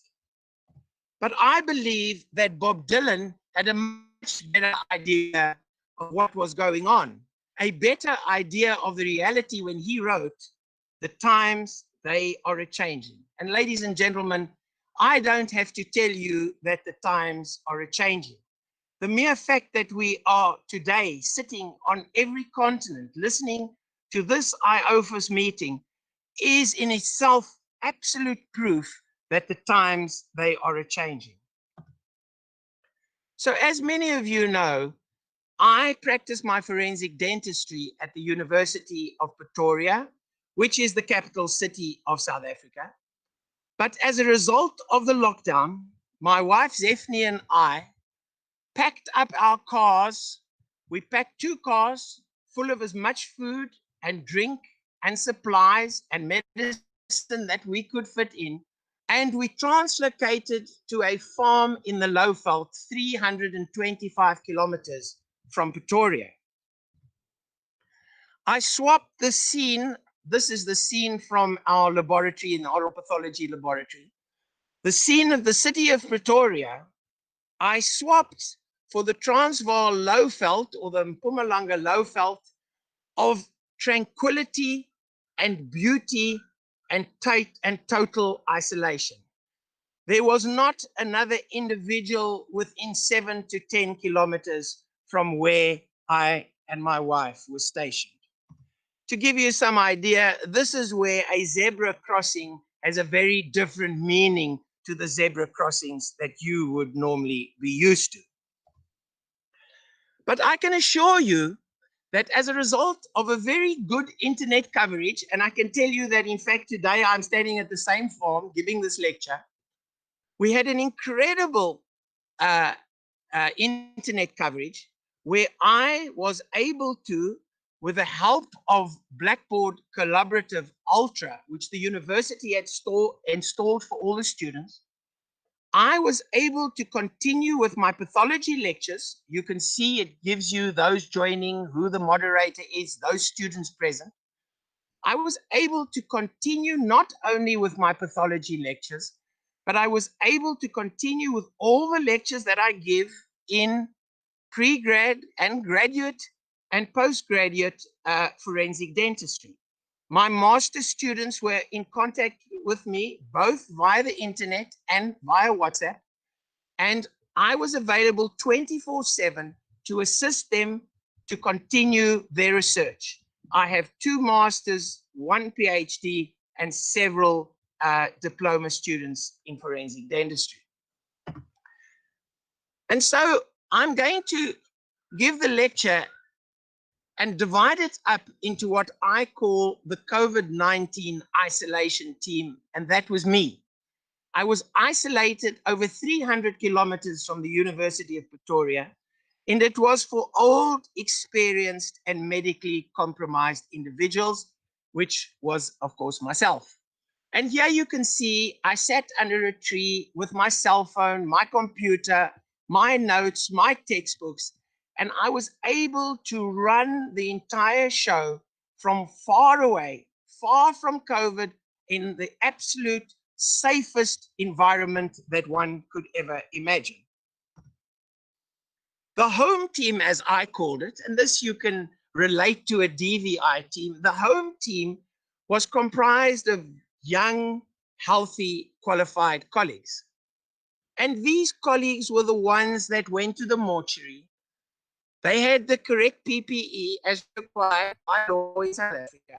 And they took the x-rays with our digital x-ray machines, and they took the post-mortem records, and they did everything that was expected of them in the mortuary during the time that I was far replaced from the university.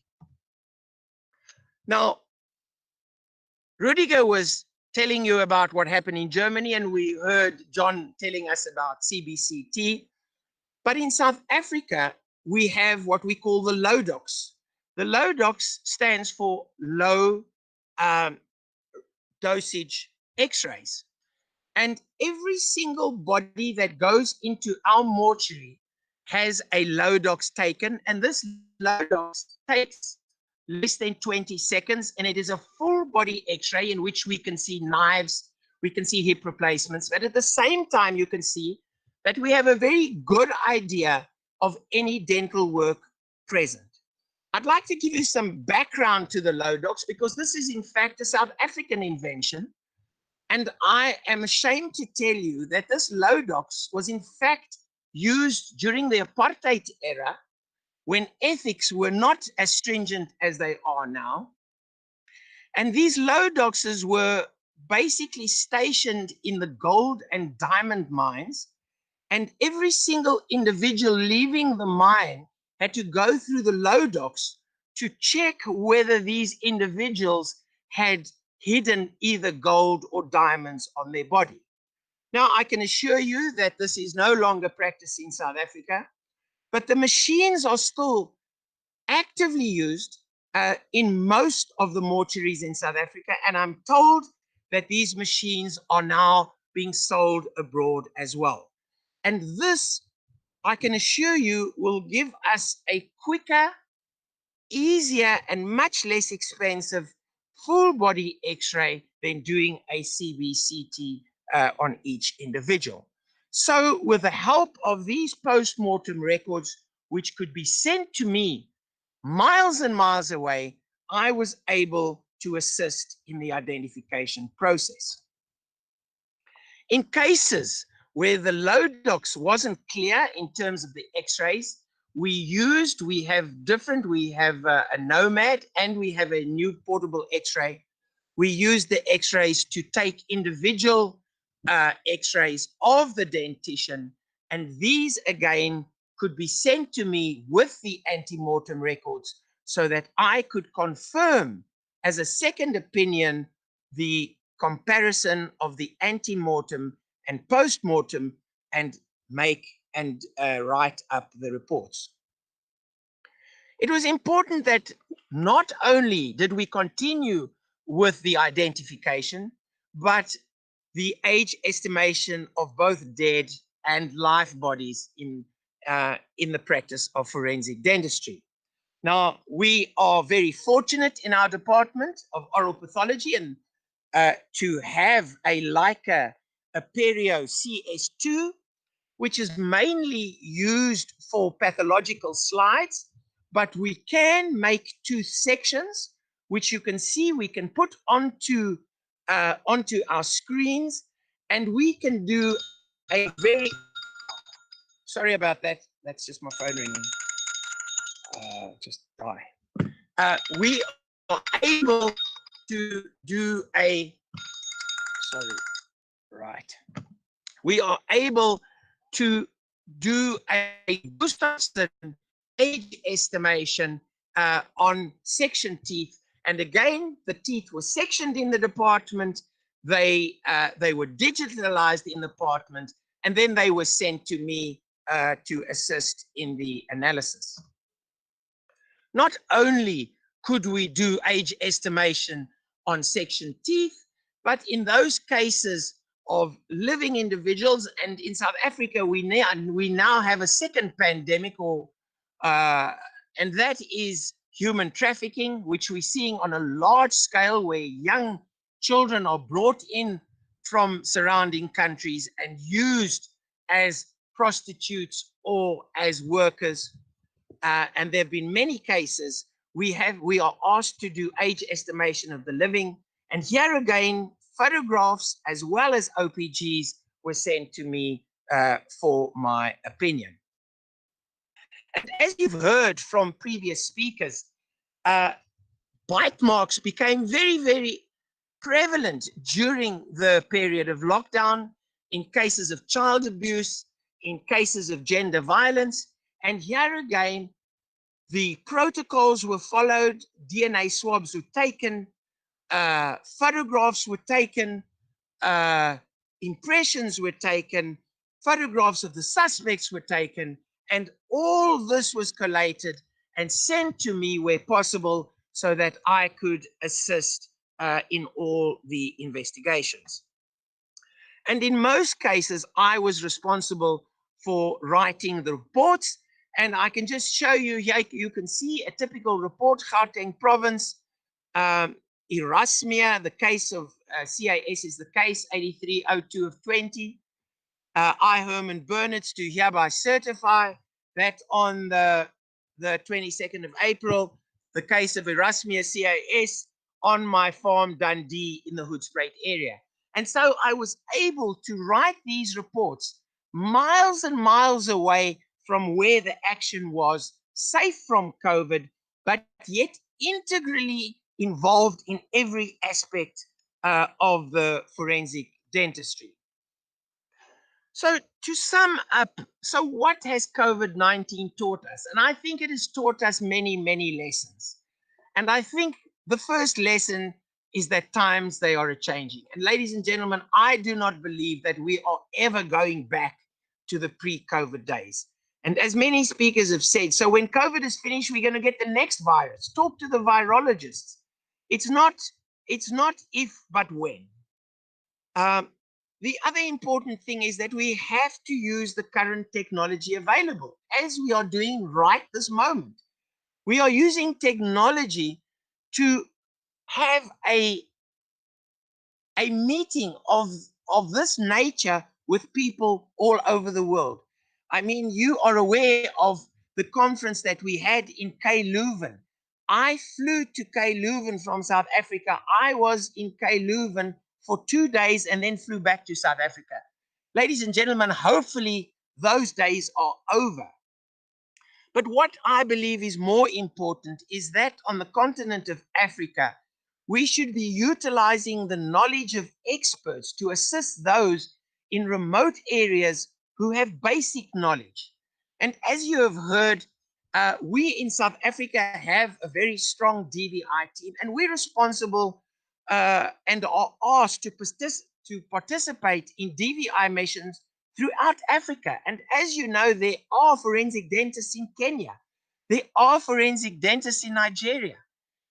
We can act as consultants via the internet and assist without actually climbing on aircrafts and flying around the world. This is just to show you the internet coverage in Africa. And this is only by one South African company, MTN. It is born at the dawn of democracy in 1994, at the end of apartheid. It is proudly South African. It has 230 million customers spread out throughout Africa, of which 29 million are in South Africa. It's covered in 25 countries. And ladies and gentlemen, there's no need for us to continue traveling for every small incident that might occur. The next important thing is that virtual forensic dentistry is a reality. Our Lodox is a virtual autopsy. We can do that Lodox examination without opening the body, without contaminating those examiners. And I believe that virtual forensic dentistry is a reality. It will spread and it will become more commonplace. We need to train more people in basic forensic dentistry. We don't need experts in every single country, but we do need people who are trained, who can do the basic, simple procedures. And the final report, which carries the possibility of prosecution, that can be done by a suitably trained and confident individual. And ladies and gentlemen, I thank you.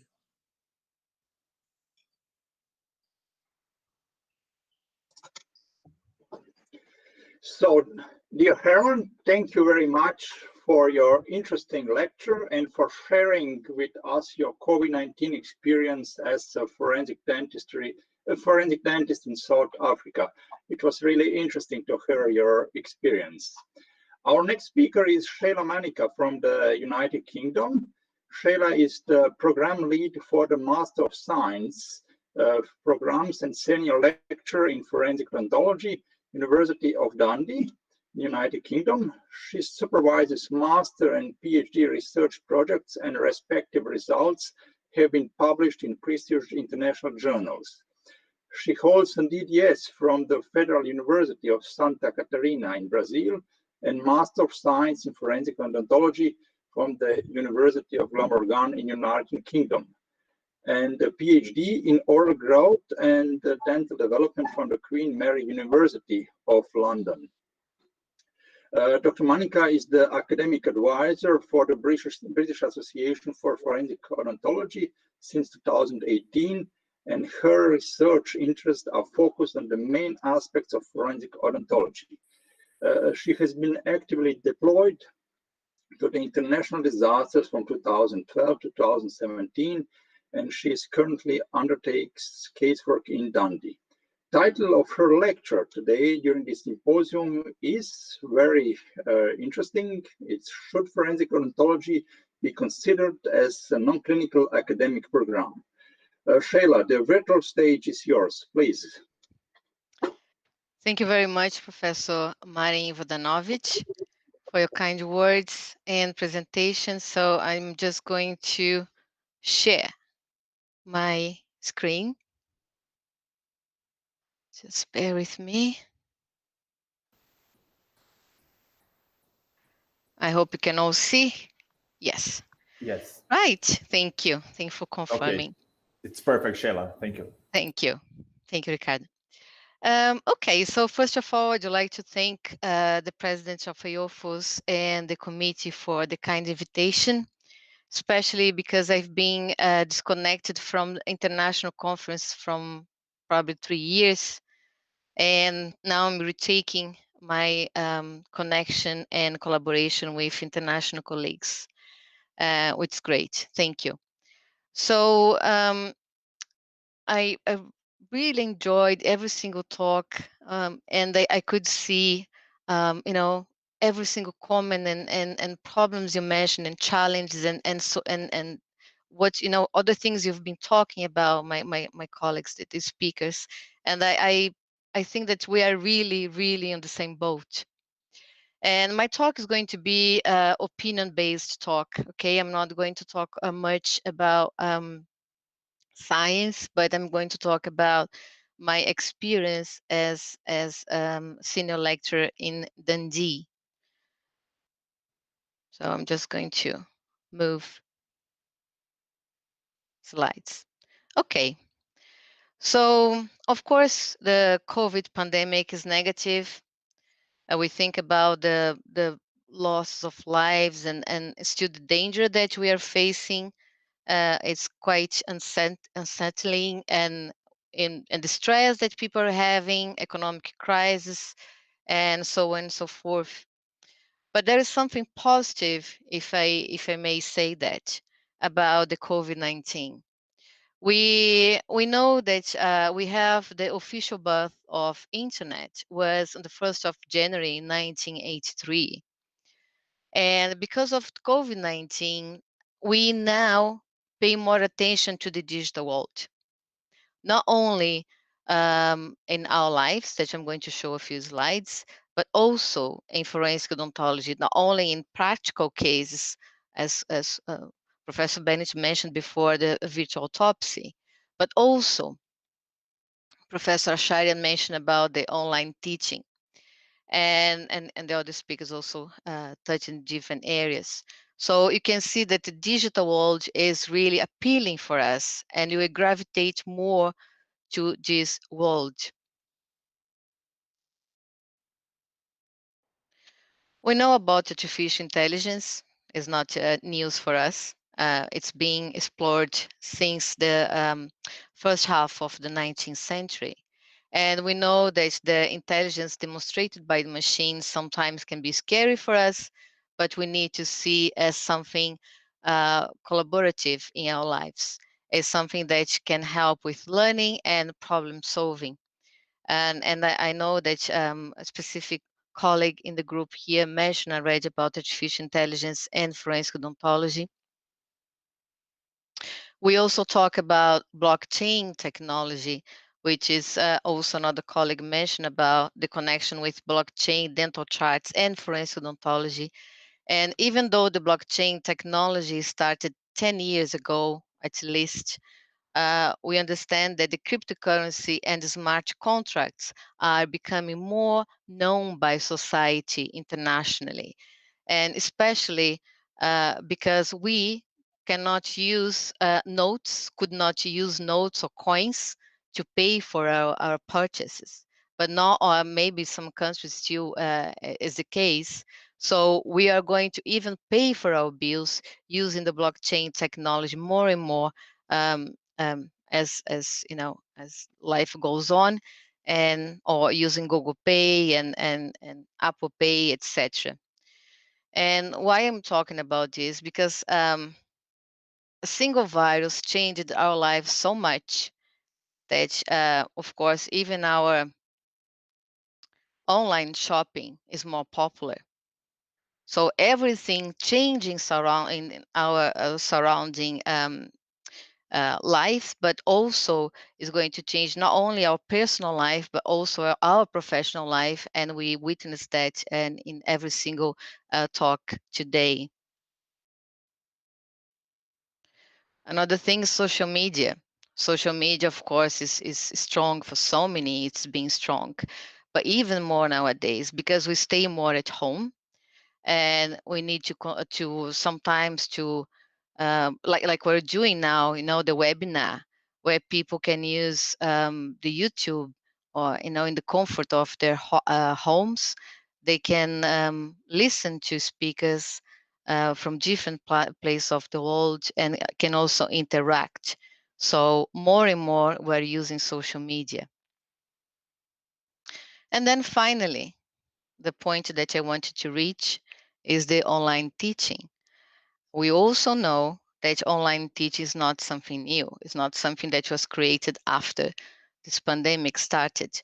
But we are now paying more attention to the quality of online teaching, how we deliver the teaching, number of hours, the sense, the interactivity between the lecturer, educator, and the student, doubts about the practical sessions, and also the sense of belonging that the students need to keep having with us, you know, as we cannot see them face to face as often as before.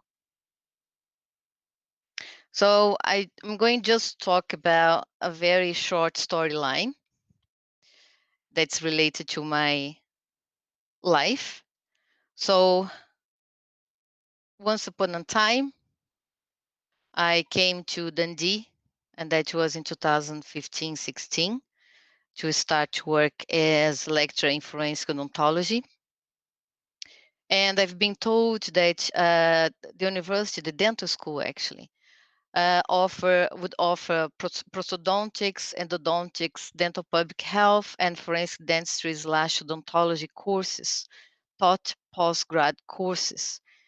And then they mentioned the clinical ones are prostho and endo, and the non-clinical ones are dental public health and forensic dentistry.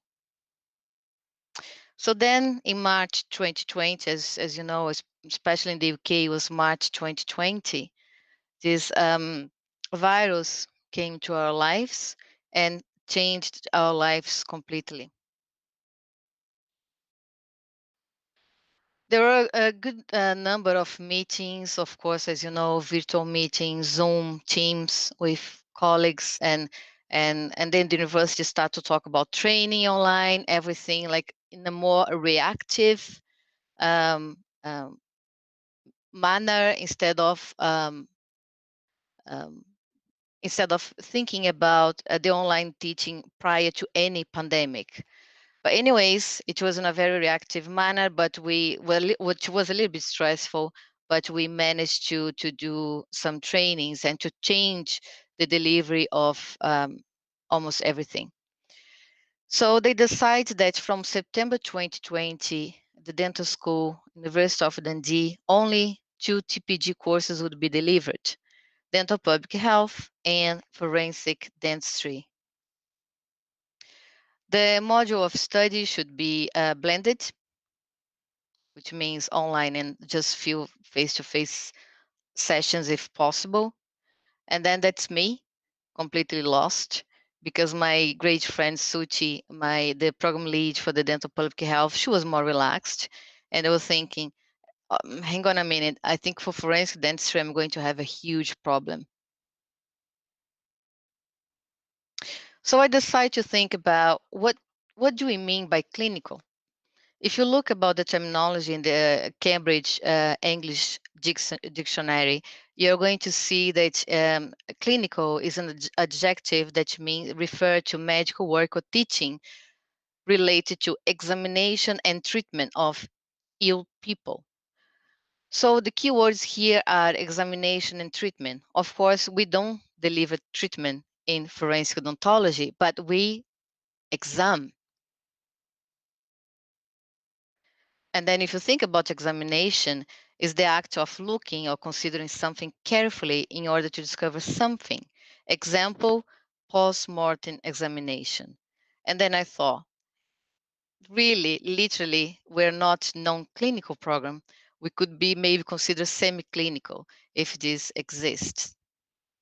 So just give a few examples about what happened to us, okay, here in Dundee. Dental autopsy, police mortuary. We are not allowed to take students to the mortuary to do any dental ID because they really they want to protect the students.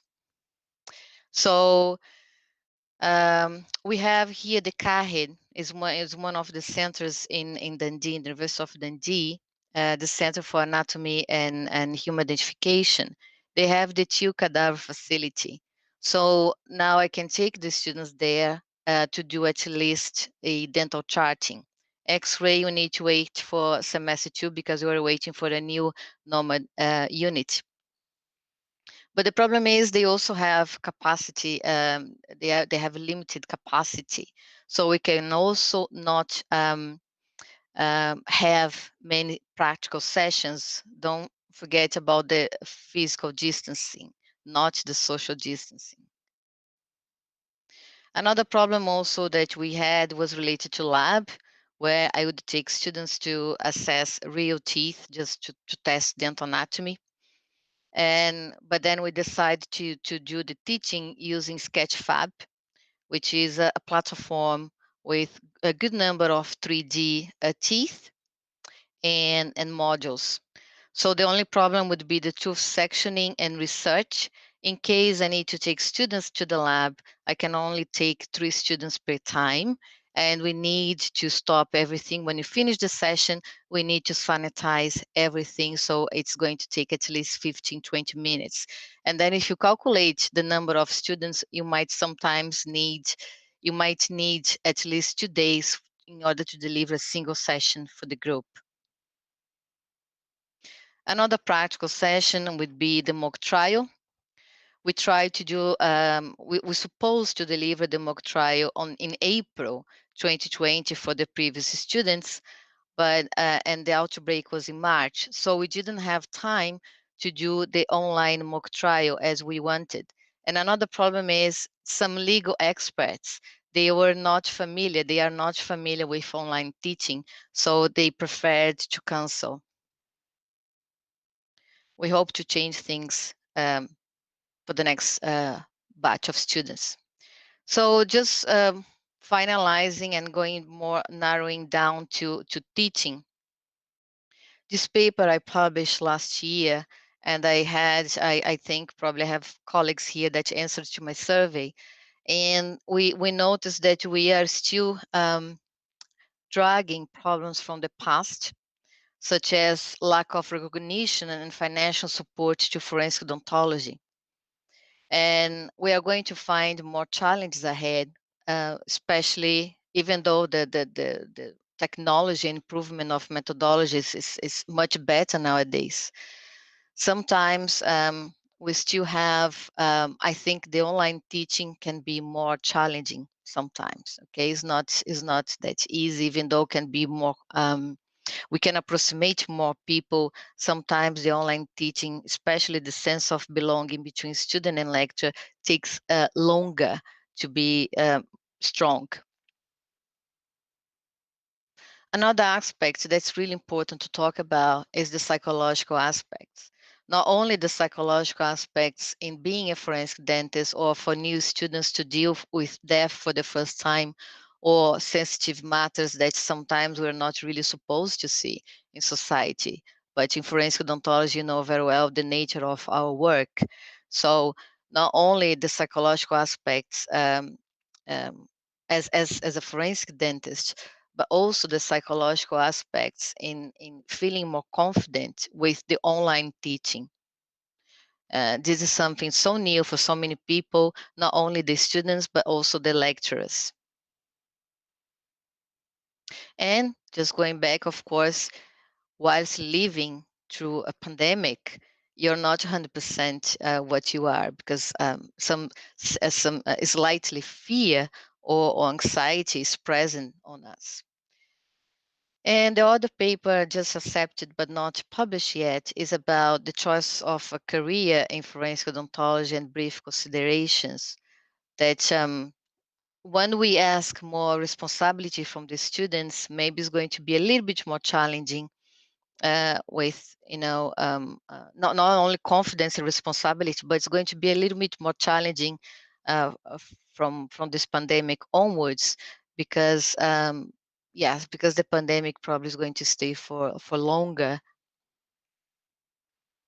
So final considerations when it comes to teaching forensic odontology, in my opinion, we need to discuss about really to come to agreement about the content in the forensic odontology programs, and also the learning outcomes of those modules.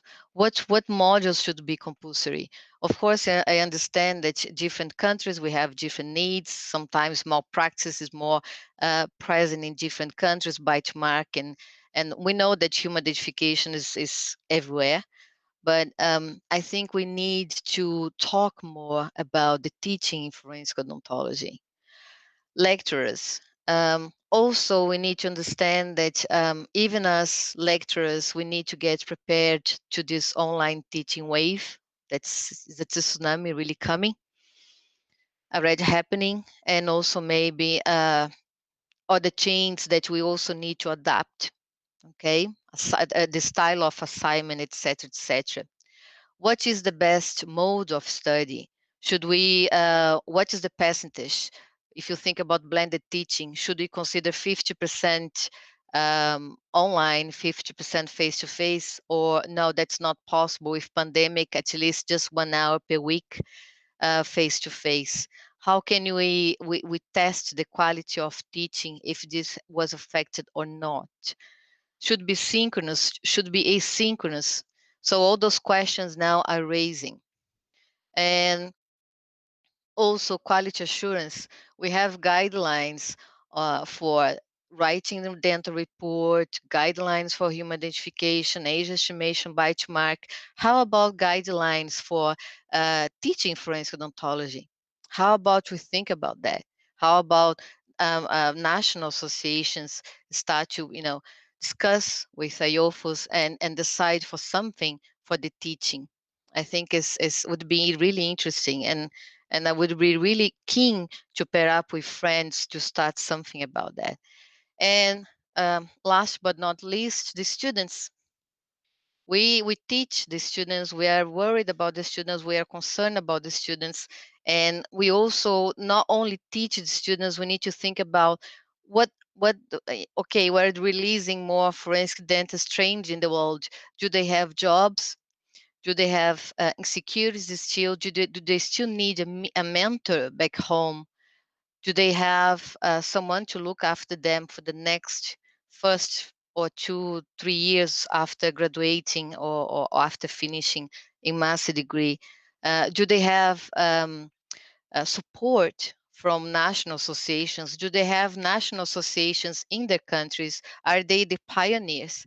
So I think we really need to think about not only the present moment whilst we have the students, but also their future. So I thank you for attention. That's my email address, and I stop sharing. Thank you. Thank you, Sheila, for your lecture and very interesting opinions regarding forensic dentistry as a non-clinical academic program. It was really interesting to hear your lecture. So for our audience, so if there are any questions to our speakers, please send them using to the YouTube chat. Thank you for your questions. Our next speaker comes from Brazil, is Thais Xavier. Thais Xavier is a dentist and specialist of forensic odontology at the University of São Paulo School of Dentistry of Ribeirão Preto. She obtained Master of Science and PhD degree in Sciences by School of Dentistry of Ribeirão Preto, and currently she works as a forensic odontologist in the Scientific Police of Paraná State, Brazil. She works also as invited professor in the Forensic Odontology Specialization Program at University of São Paulo School of Dentistry and other courses in forensic odontology. Title of her lecture is The Challenge for Forensic Odontology in the Morgue Routine During Pandemic. Thais, the virtual stage is yours, please. Thank you. Let me share.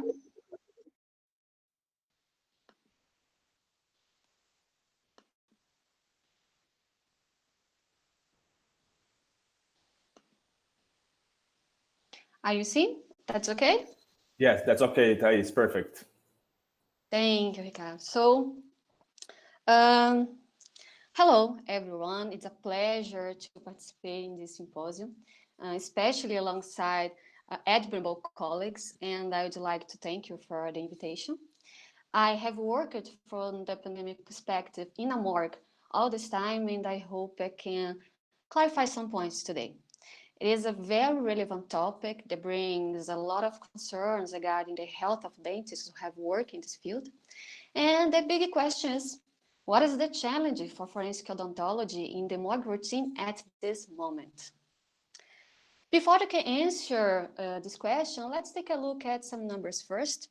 According to the World Health Organization's latest data, there are in the world more than 65 million confirmed cases and 1.5 million deaths.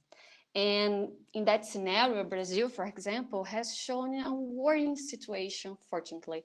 Until the last data, there are more than 6 million confirmed cases and 175,000 deaths. And besides that, many people have not respected the quarantine. Also, we have seen an increase in global cases, including new growth waves in some countries, like this clipping show to you now. But it's some good news too. There is some good news, and for example, the vaccine will be made across the United Kingdom from next week. It's good. It's very good. And here, vaccination against COVID-19 in São Paulo should start in January. I hope so. But in any country, now we need to be careful. In personal life, sure. But when you're talking about forensic odontology, we must be even more careful in the professional life. As you know, pandemic has impacted human life in different ways.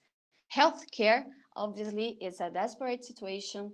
Economy, it has been a heavy impact for the world economy, education, work, et al. And when you think of odontology, dentists who are professionals that already work exposed to many contamination risks during patients' care, now they handle most a new issue, coronavirus. Well, let's think. If a clinical environment means a big risk for these professionals, what about the risks involved in a morgue routine? Forensic odontology is known as an essential tool for human identification. For bones, burned, fragmented, and putrefied bodies, identification by teeth is generally the best way to establish identity. Teeth are strong and unique structures. Dental identification is a primary method, is fast, presents low costs. And to get access and visualize all dental characteristics, in addition to the proximity to the body, is often necessary to make some incisions to put away some tissues. Like in this case, an adult male carbonized, and in this case, I had to make some decisions to get a proper exam. I needed to see better all the structures, all the characteristics. And even without considering this moment, pandemic we are living, this kind of work exposed to us to many contamination risks, right? But this work is very important, and through forensic odontology, we can compare two post-mortem data and ante-mortem data and get a positive identification. To look at image, there are so many characteristics to see, so many details, tooth shape, tooth loss, arch position, several treatments, what else? Several treatments in any kind of, any specific, in any part of the interest. So we see that images and we realize that it's the same person, okay? And as a forensic odontologist, it is weird when even in situations where you have few data valuable, we still can identify a person, we still can reduce the weighing for the families. It is a very relevant work. It is, in my opinion, humanitarian work. I love my job. But on the other hand, there are so many risks, and one more, coronavirus. So how do forensic odontologists, how these professionals can protect themselves during this time? I will try give you this answer, okay? Let's see these images. We are seeing image from morgue. It is our morgue here in Curitiba. And to left, you are seeing body cold chambers, and to right, some autopsy table. This place, of course, in any situation presents a high contamination risk. But you know that, but there are another situations, another aspects important too. For example, we receive here on our morgue, on average, it is a variable average only, for example, 80 bodies a day that might present end disease. And considering our workflow, simultaneous autopsies are very common, which means situations such as two bodies at the same room at the same time and more professionals working together at the same place. Here we already have a problem, a challenge, okay? And forensic odontologists, coroner auxiliary staff. It is too good to remember that transmission of SARS-CoV-2 can occur during indirect, direct, or close contact with secretions and by airborne transmission of dirty procedures that generate aerosols. And that occurs in a morgue. For example, when the coroner needs to examine the brain, so the skull cap is a very common example. Concerning forensic odontology, we are conservative, okay? So we avoid doing unnecessary incisions, unnecessary jaw remove. We as a forensic, as dentists, right? We are minimally invasive in clinical procedures and examinate about it too. That's a very good point, but we are seeing some problems here. We are seeing some changes in the screen. So I ask you, what else is necessary to do in the morgue? First of all, it's necessary, remember, to clean hands before and after interactions with the body. We should lather our hands by rubbing them together with a soap, lather the backs of hands, between fingers and the nails, all this process for at least 20 seconds, okay? About personal protective equipment, it's very important. Sure, it's a critical aspect, is crucial, and we have to we must be very careful. Let's understand better. Look at this image. This woman is a member of our auxiliary team, and she's right to enter at the autopsy room and help me on a case. To work safely in a morgue, we have to use a surgical cap, a face shield or anti-fog goggles. Of course, a face shield is preferable because it protects us better, evidently. An N95 mask or similar. Remember that particulate masks are indicated to procedures that generate aerosols, like I said before. An isolation, no? In the most of procedures, waterproof plastic apron is necessary too. Gloves, she's wearing 2 pairs of gloves to be more protected. And boots. And what else? All employees should know about the correct use of these equipments. And another point is, they should remove all these equipments, contaminate clothes when they leave the dirty work area. Okay, so here arises a new problem. Depending on the structure of the building, of the local, many times there isn't a separate room to remotion of dirty clothes, dirty equipments.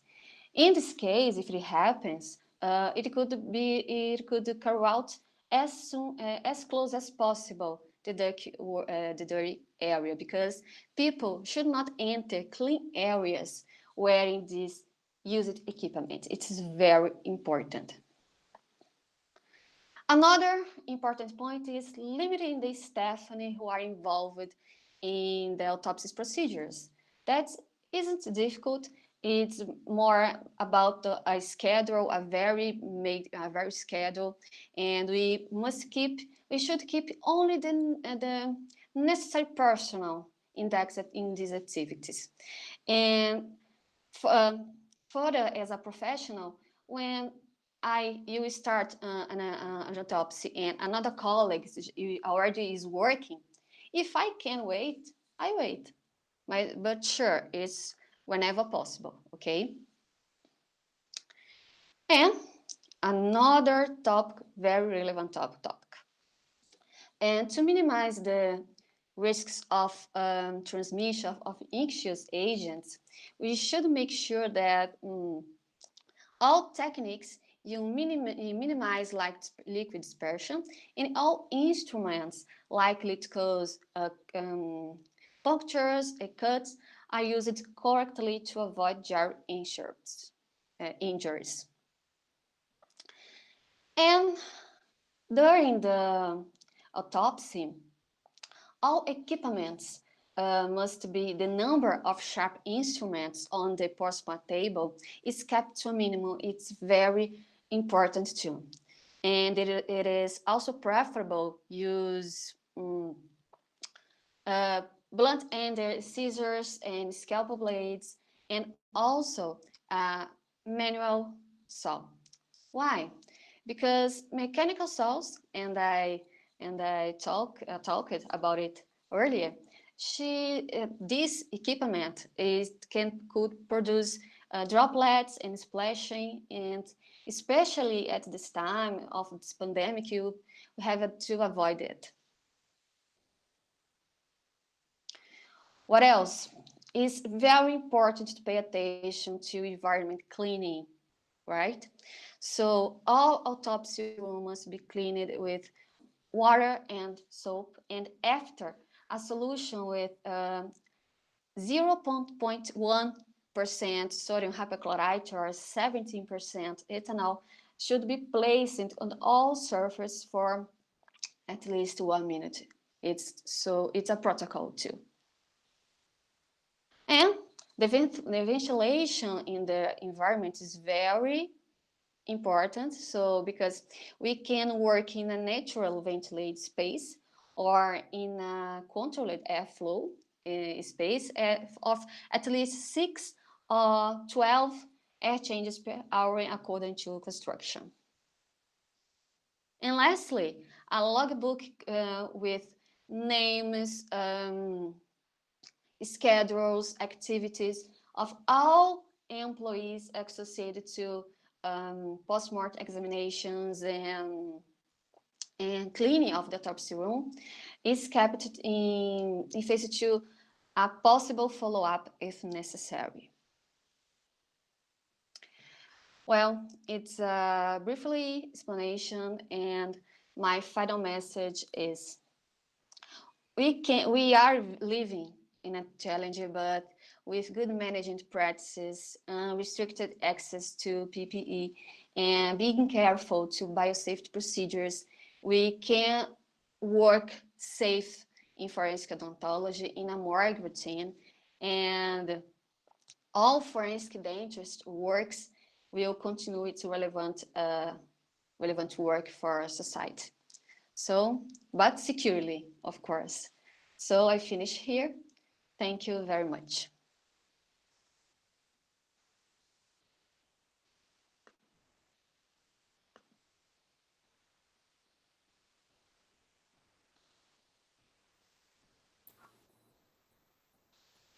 Okay. Oh, Gwenol is here. Let's start the questions. Yes. So yes, thank you very much to all the speakers, and let's go to the questions. The first question is for Herman Bernitz from Jessica. Here in Brazil, we almost did not hear about COVID in Africa. Why do you think that this occurs? It was a sub-notification of global media, or Africans made or have something that preserved them? Yeah, it's a very difficult question to answer. But the predictions were that when COVID got into the South African population or into many other populations with incredibly high numbers of HIV, that it was going to decimate the population. And in fact, COVID has had a very minimal effect, and we have had minimal amount of deaths.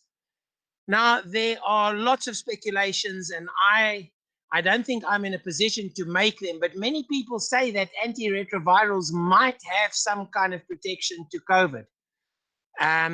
Others say that in Africa, with the living conditions as they are, people have a very good immune system. And I know for myself, I often go to Kenya to ring birds.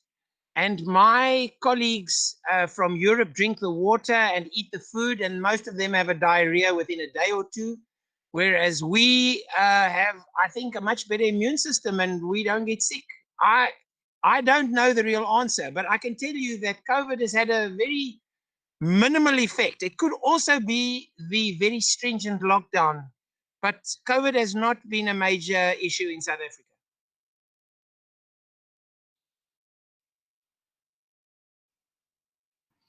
Okay, thank you. We have another question for you, Herman. Do you think a quality control assessment of basic trained forensic personnel is imperative?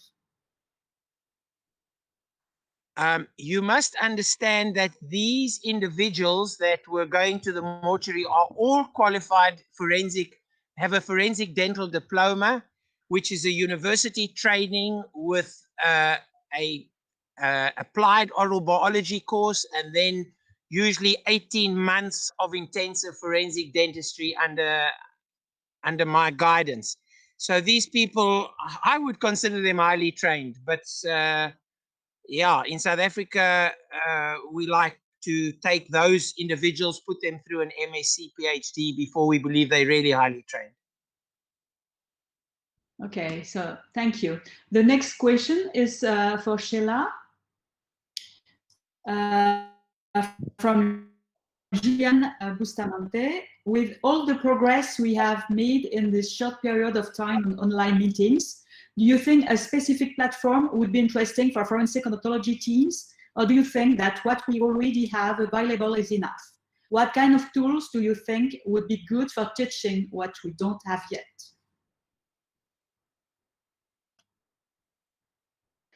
I think is a very interesting question. So I believe that platforms such as Zoom, Teams, they would be sufficient. We use Blackboard Ultra but it's because we also save the lectures on that platform. I would suggest, I think the platforms are not really the issue, but the teaching tools, I think, would be really interesting to pay attention to. And also, when you think about the connection with the student, you can think about quizzes. So you make the student interact with you. And also you can allow them to have a white blackboard if it's possible. We have that on Blackboard Ultra. So sometimes the students, they don't feel motivated or they feel shy and they don't want to ask the questions using the microphone. So we ask them to type the questions and they are anonymous. So they feel more motivated to interact. And when it comes to tools, I would say that 3D modules or videos, everything that's more visual is really appealing for the online teaching. But we also need more teaching tools, digital teaching tools. We have created 2 or 3 in our department, and I'm sure there are other good ones from our colleagues, but we still need more. So that would be my answer. Thank you. So yeah, there is another question for you, Dr. Monica. Do you have many students from different parts of Europe and world? They will be pioneers in the career in their countries. Do they feel that the government supports their expertise? Thank you. Yes, good number of international students, especially from Asia and specific parts of Asia. And also we had one from Africa, we had from Oman, Jordan, Syria. And they are young dentists that they are really passionate about forensic odontology, as my colleagues also have students, I believe, the same type of students. And we have, as far as I know, working here for almost 5 years, 4 or 5 countries funded the students, fully funded, and also not only the tuition fees, but also the living expenses. So I think this is great, and sometimes they can also bring the family together. But I still believe that we need more organizations or companies funding people for any course in forensic odontology, and not only master or PhD, but also diploma or sometimes certificate. Because it's very sad when you see people that are really keen to study, but they don't have money. It's quite heartbreaking. And we have also PhD students that are also master students that they had humanitarian scholarship, especially when they are seeking asylum seekers, when they come from conflict zones. So those are the students, they have more facilities in finding sponsorship. Yeah, that is my answer. But we need more. We need more. Not only in Dundee, but in every single course, like our colleagues presented before, and the ones that are not present now. Thank you. Thank you, Dr. Monica. The next question is for Thais Xavier from Julia Pereira. All this protection equipment is being used only for confirmed cases of COVID, or as the risk is great for anybody that arrives at the morgue? No. Face shield we are using more now. It's more common now. But all other equipments are very common because besides the coronavirus, we have to protect us against many another pathogens. So it's very, very important to use all of them in our routine complement.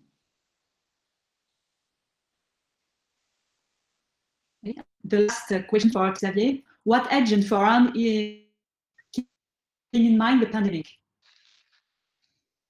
Okay, to clean our hands, it's only soap and water, always with a high frequency, and alcohol whenever possible. It's very secure of this way. Okay, so that's all for the question. Thank you again to all the speakers and the quality of the presentation. Thank you, Gwenola, for the moderation, the information, Marin too. Thank you, Marin, for the moderation in this session. We now go into the last part of our symposium. And now for this last part, we are presenting and promoting our textbook that we have been working for the past 2 years. It's the textbook Forensic Odontostomatology by IOFOS. So I would like to invite the editor-in-chief, Rivoria Bricht, Irina Davidson as a reviewer, and the publisher, Mr. Matesik, as publisher to promote the textbook. You are all welcome to our virtual stage.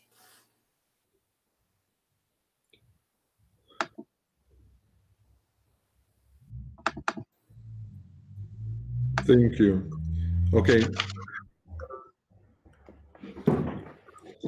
Am I here?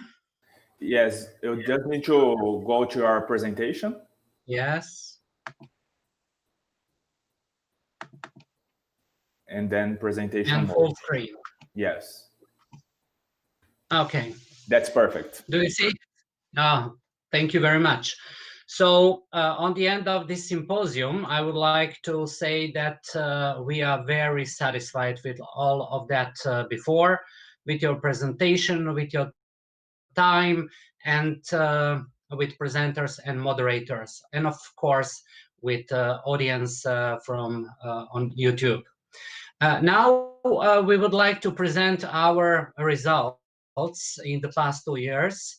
It is a university textbook with the title Forensic Odontostomatology by IOFOS. And I think this is the first one textbook in the field of forensic odontology as a product of International Organization of Forensic Odontostomatology.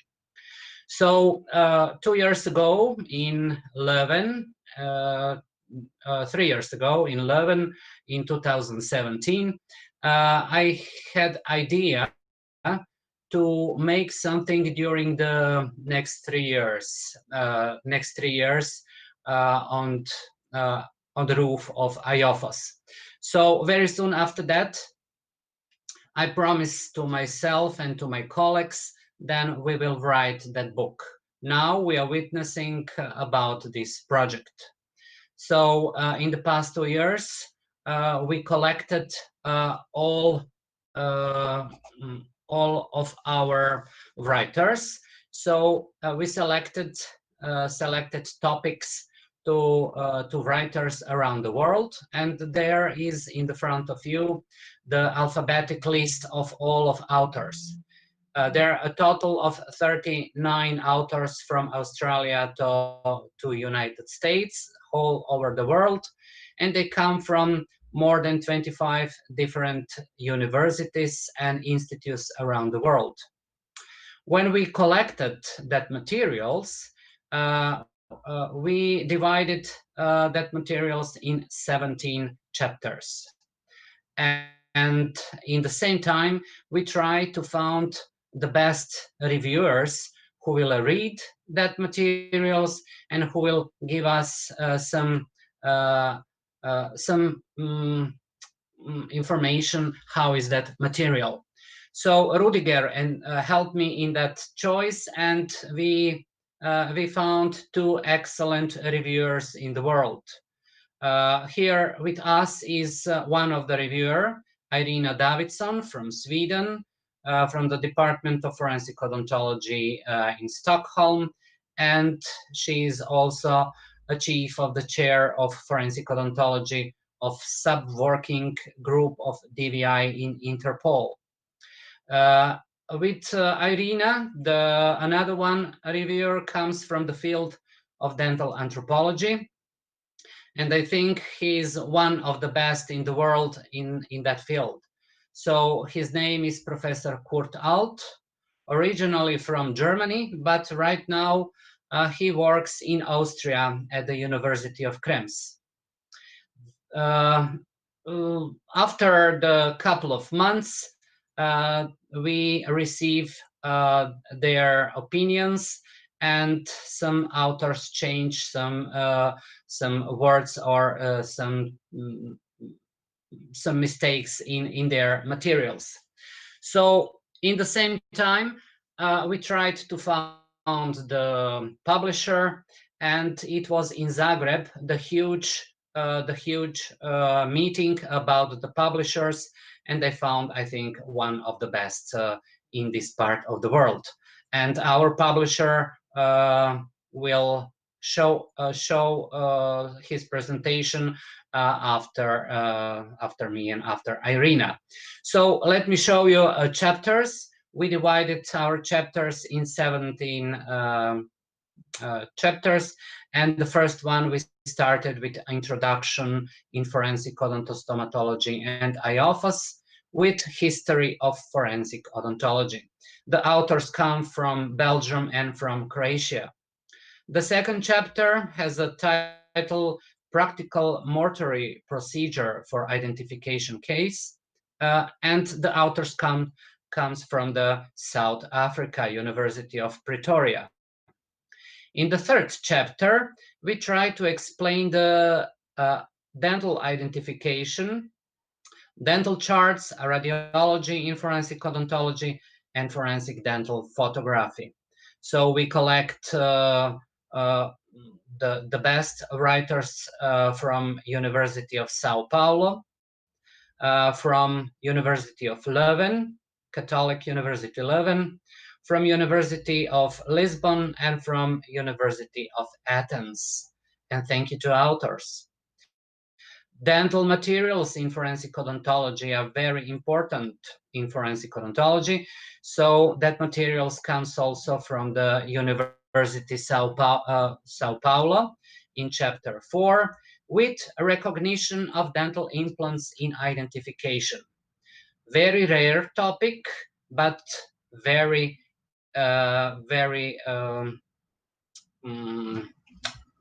very interesting for all forensic odontologists. This part of the chapter written by John Beckett. In chapter 5, you can find all about DNA analysis using the dental tissues. The materials also comes from the University of Adelaide. In the chapter 6, you can find excellence in dental age development, dental age assessment, and dental age estimation. The authors, Patrick Tavson, Helen Liversidge, Sigrid Quold, and Roberto Cameriere, they have written all of materials of dental age assessment in the children, in the in the adults, and also in skeletal remains. Chapter 7 has a dental profiling. It's a very interesting chapter, not because I'm the part of that, but it's very interesting because they're the part of forensic odontology and the part of forensic archaeology and anthropology. The authors comes from Iceland, from United States, and from Croatia. In chapter 8, the colleagues from the University of New Delhi have written everything about heliodoscopy and rugoscopy. In chapter 9, you can find the mass disaster victim identification, DVI by Rudiger Lizik. In chapter 10, you can found all about bite marks collection and their analysis by Herman Bernitz and colleague. That materials are very interesting with very nice pictures. So in the chapter 11, our colleagues from United States, Phyllis Hu, she is elected president of American Society of Forensic Odontology, and Lawrence Dobrin, they've written chapter about the human abuse and neglect in children and in adults. In chapter 12, we can find the forensic assessment in dental and jaw injuries by Francesco Pradella from Florence. And the guru in expert witnesses and the father of ideals in the world Ivo Fermiolen, written the chapter 13, The Expert Witness. After him, in chapter 14, we can find information, very interesting information about computer in forensic odontology by James Gibney and Mary Zimmerchich from United States. In chapter 15, we can read the quality assurance in forensic odontology and quality assurance according to the IOFOS. That chapter written by Ture Solheim, our teacher. In chapter 16, forensic facial approximation from Julia Gabriela Pereira and Ricardo Enrique da Silva. That material comes from University Sao Paulo. And our textbook, the last chapter of the textbook, finished with Education and Qualification in Forensic Odontology by Wilma Pinky, our previous president of IOFOS. So in every chapter, we publish originally pictures. Most than 98% of the pictures, they are originally from the author. Every picture, put it on the black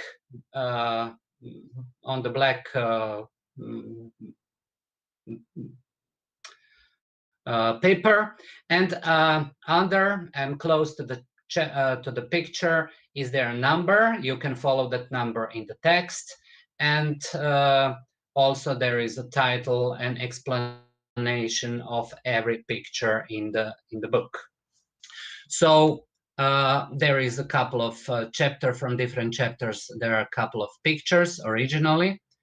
And we have in our book also on the end of every chapter, we have a list of references. So the most of 40% of the presented references, they are not older than 4 years.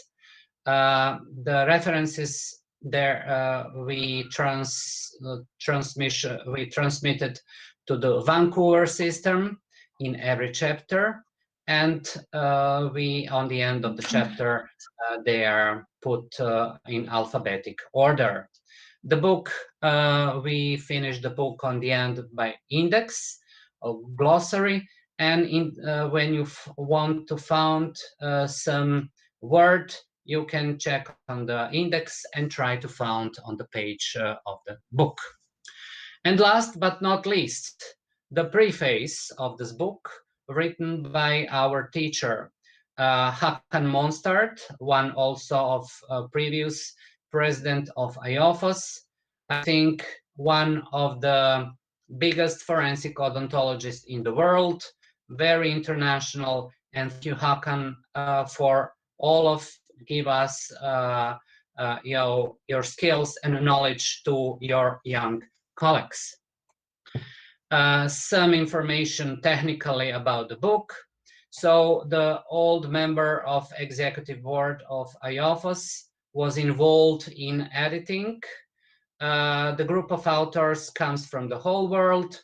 The book is written in English language with 436 pages, 287 color pictures, 22 tables, and the size is about 28 times 21 centimeter.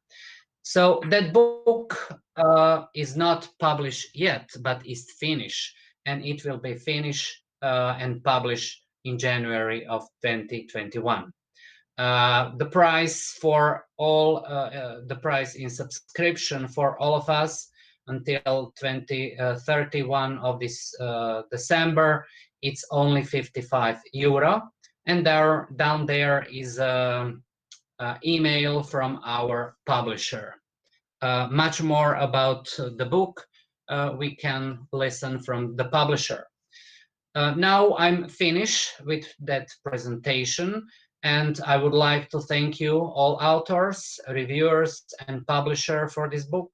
And also I would like to thank you for joining this meeting today, this Saturday afternoon, morning, or evening.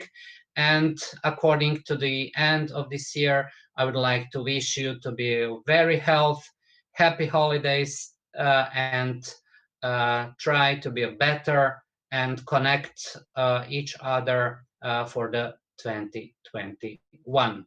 Thank you very much for your attention. And after me, we'll start our reviewer, Irina Davidson.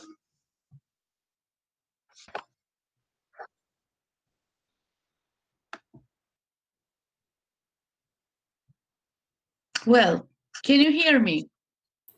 Yes. Good. Well, just a few words. I have been asked to review this book, and when I received the text, I almost fell off the chair. It was so huge. I don't think I have ever seen a textbook in forensic odontology that was so encompassing everything, and that was more than 300 pages. Before pictures, before tables, before diagrams, and before references. So I think this will be, and then it is, one of the most comprehensive textbooks on forensic odontology, and I'm very happy that I was able to do some little help. I was able to be a reviewer for some chapters, not all of them, not at all. But some of the, the old classic forensic odontology, like identification, radiology, disaster victim identification, or forensic odontology, history, and such. But there were also chapters about topics that were more or less new to me, like dental profiling and odonto biographies. I'm really looking forward to the finished book, and I'll be one of the first to buy it, I believe. Thank you very much.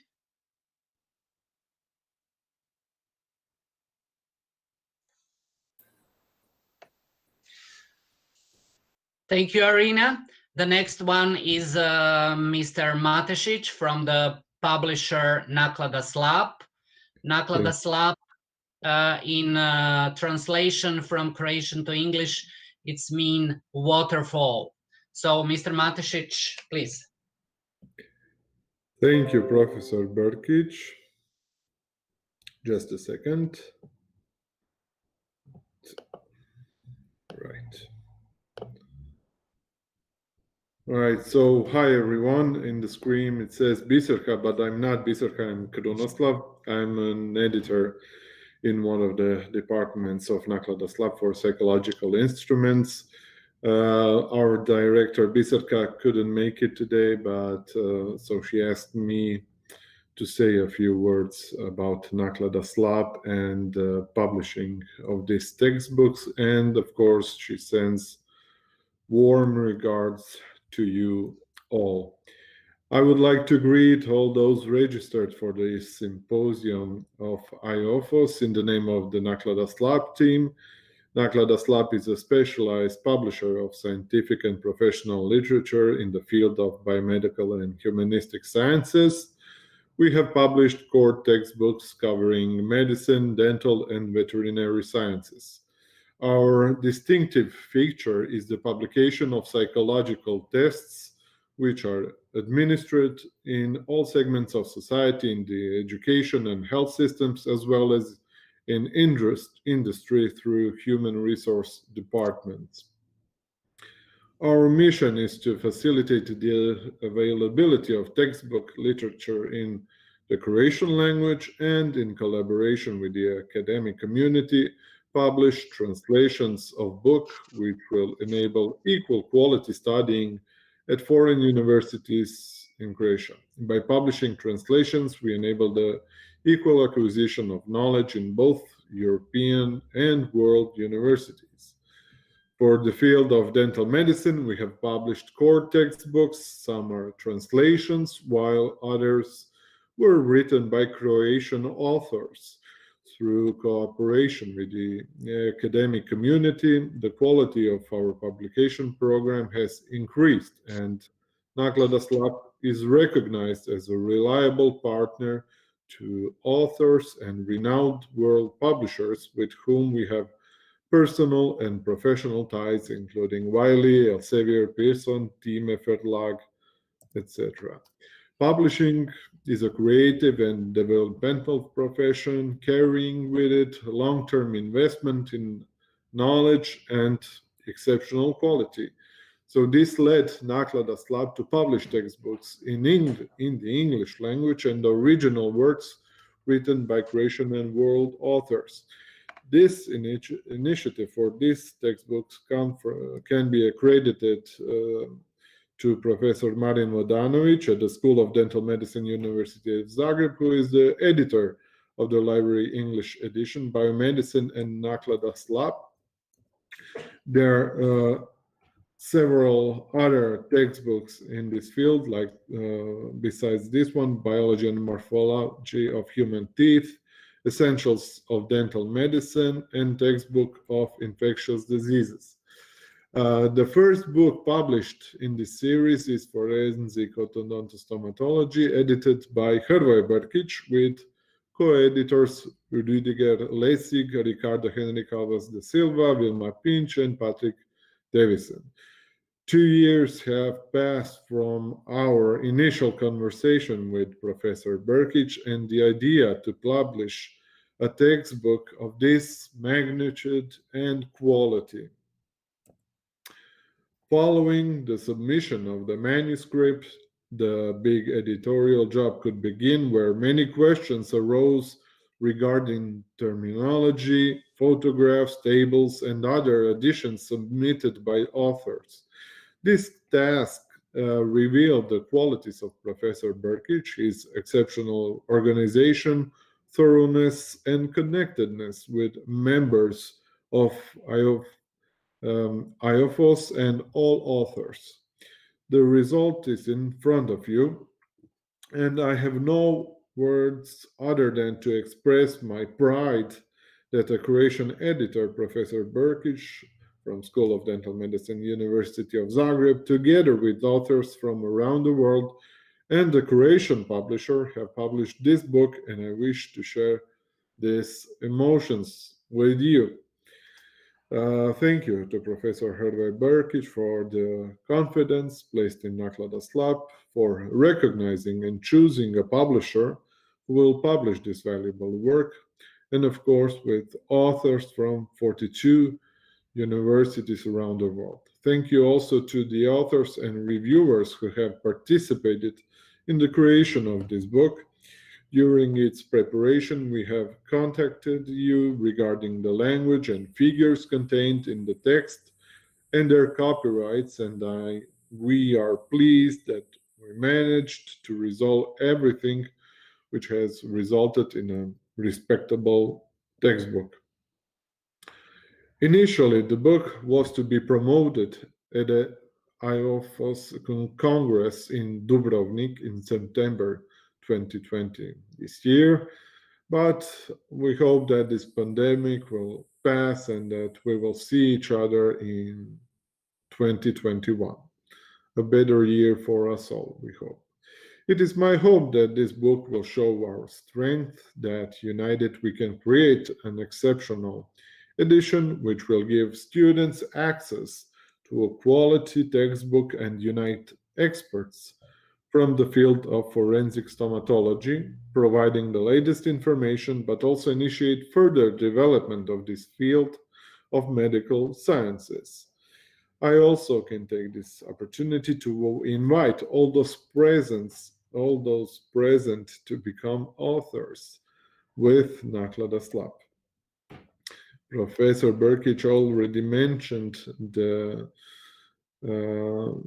how big this book is. It has 423 pages, most of them in full color, in A4 format, and it's hardcover. And as Professor Brkić said, until the end of this year, you can pre-order it by paying only 55 euros. After that, the price will be 90 euros.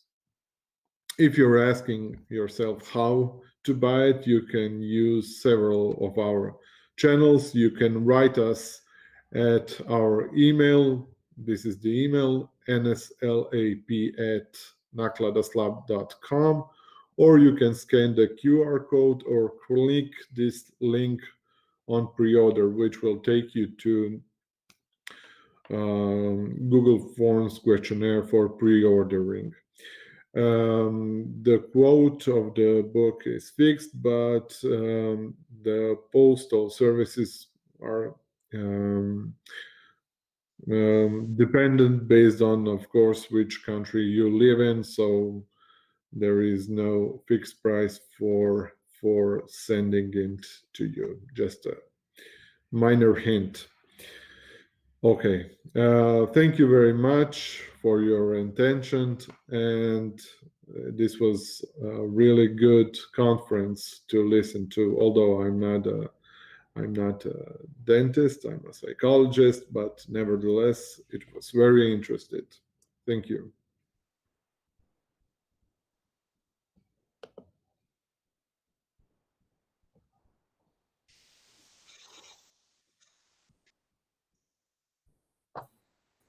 Okay, so we go now to the, I don't know if you heard any other words about the book, or can I finish?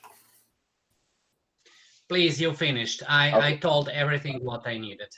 Okay, perfect. So just a few minutes to end our symposium. I would like, first of all, to thank the IOFOS board, the president of IOFOS, my dear friend Hirvoje, for this opportunity to organize all this activity online and connect forensic odontology world. We had, I don't know, people saw on YouTube, but we have more than 500 people registered. We have more than 700 people joining us around this day on YouTube. And you have almost 50 countries with us here. So it was really, really nice, this opportunity. So I'd like to thank you all the attendees that were here, that joined us and watched all the presentations during this three and a half hour of activities. I would like to thank to all the moderators and the speakers. Amazing presentations, really, really good presentations. Thank you to everyone. And I'd like to thank my 3 students that are working on YouTube as moderators, Julia, Giuliani, and Victor. Thank you very much for all the support as moderators on YouTube. And I want to thank Paulo. Paulo is here, just a second, because we made like a studio in my house, okay? Paulo is an IT technician from our dental school. It's Saturday, in Brazil, Saturday lunchtime. I know that here it's really comfortable because John is 3 a.m. on Sunday. So for me, it's okay, no problem. But we have Paulo here on Saturday working here with us from my house. And thank you, Paulo, for this support, because we have 3 different screens, WhatsApp working, everything working. And I hope that everyone, as me, enjoyed a lot this meeting, okay? So just to close our symposium, on behalf of IOFOS, I would like to wish all the best to the upcoming Christmas holidays and the new year that's coming. And of course, we hope for the vaccine of COVID-19. And I hope that we can meet each other as soon as possible in Brazil and all over the world, okay? Thank you very much. We will end now the transmission. Our colleagues from here on Google Meet, please stay here, but we will end now the transmission. Thank you very much. Bye-bye to everyone. Thank you.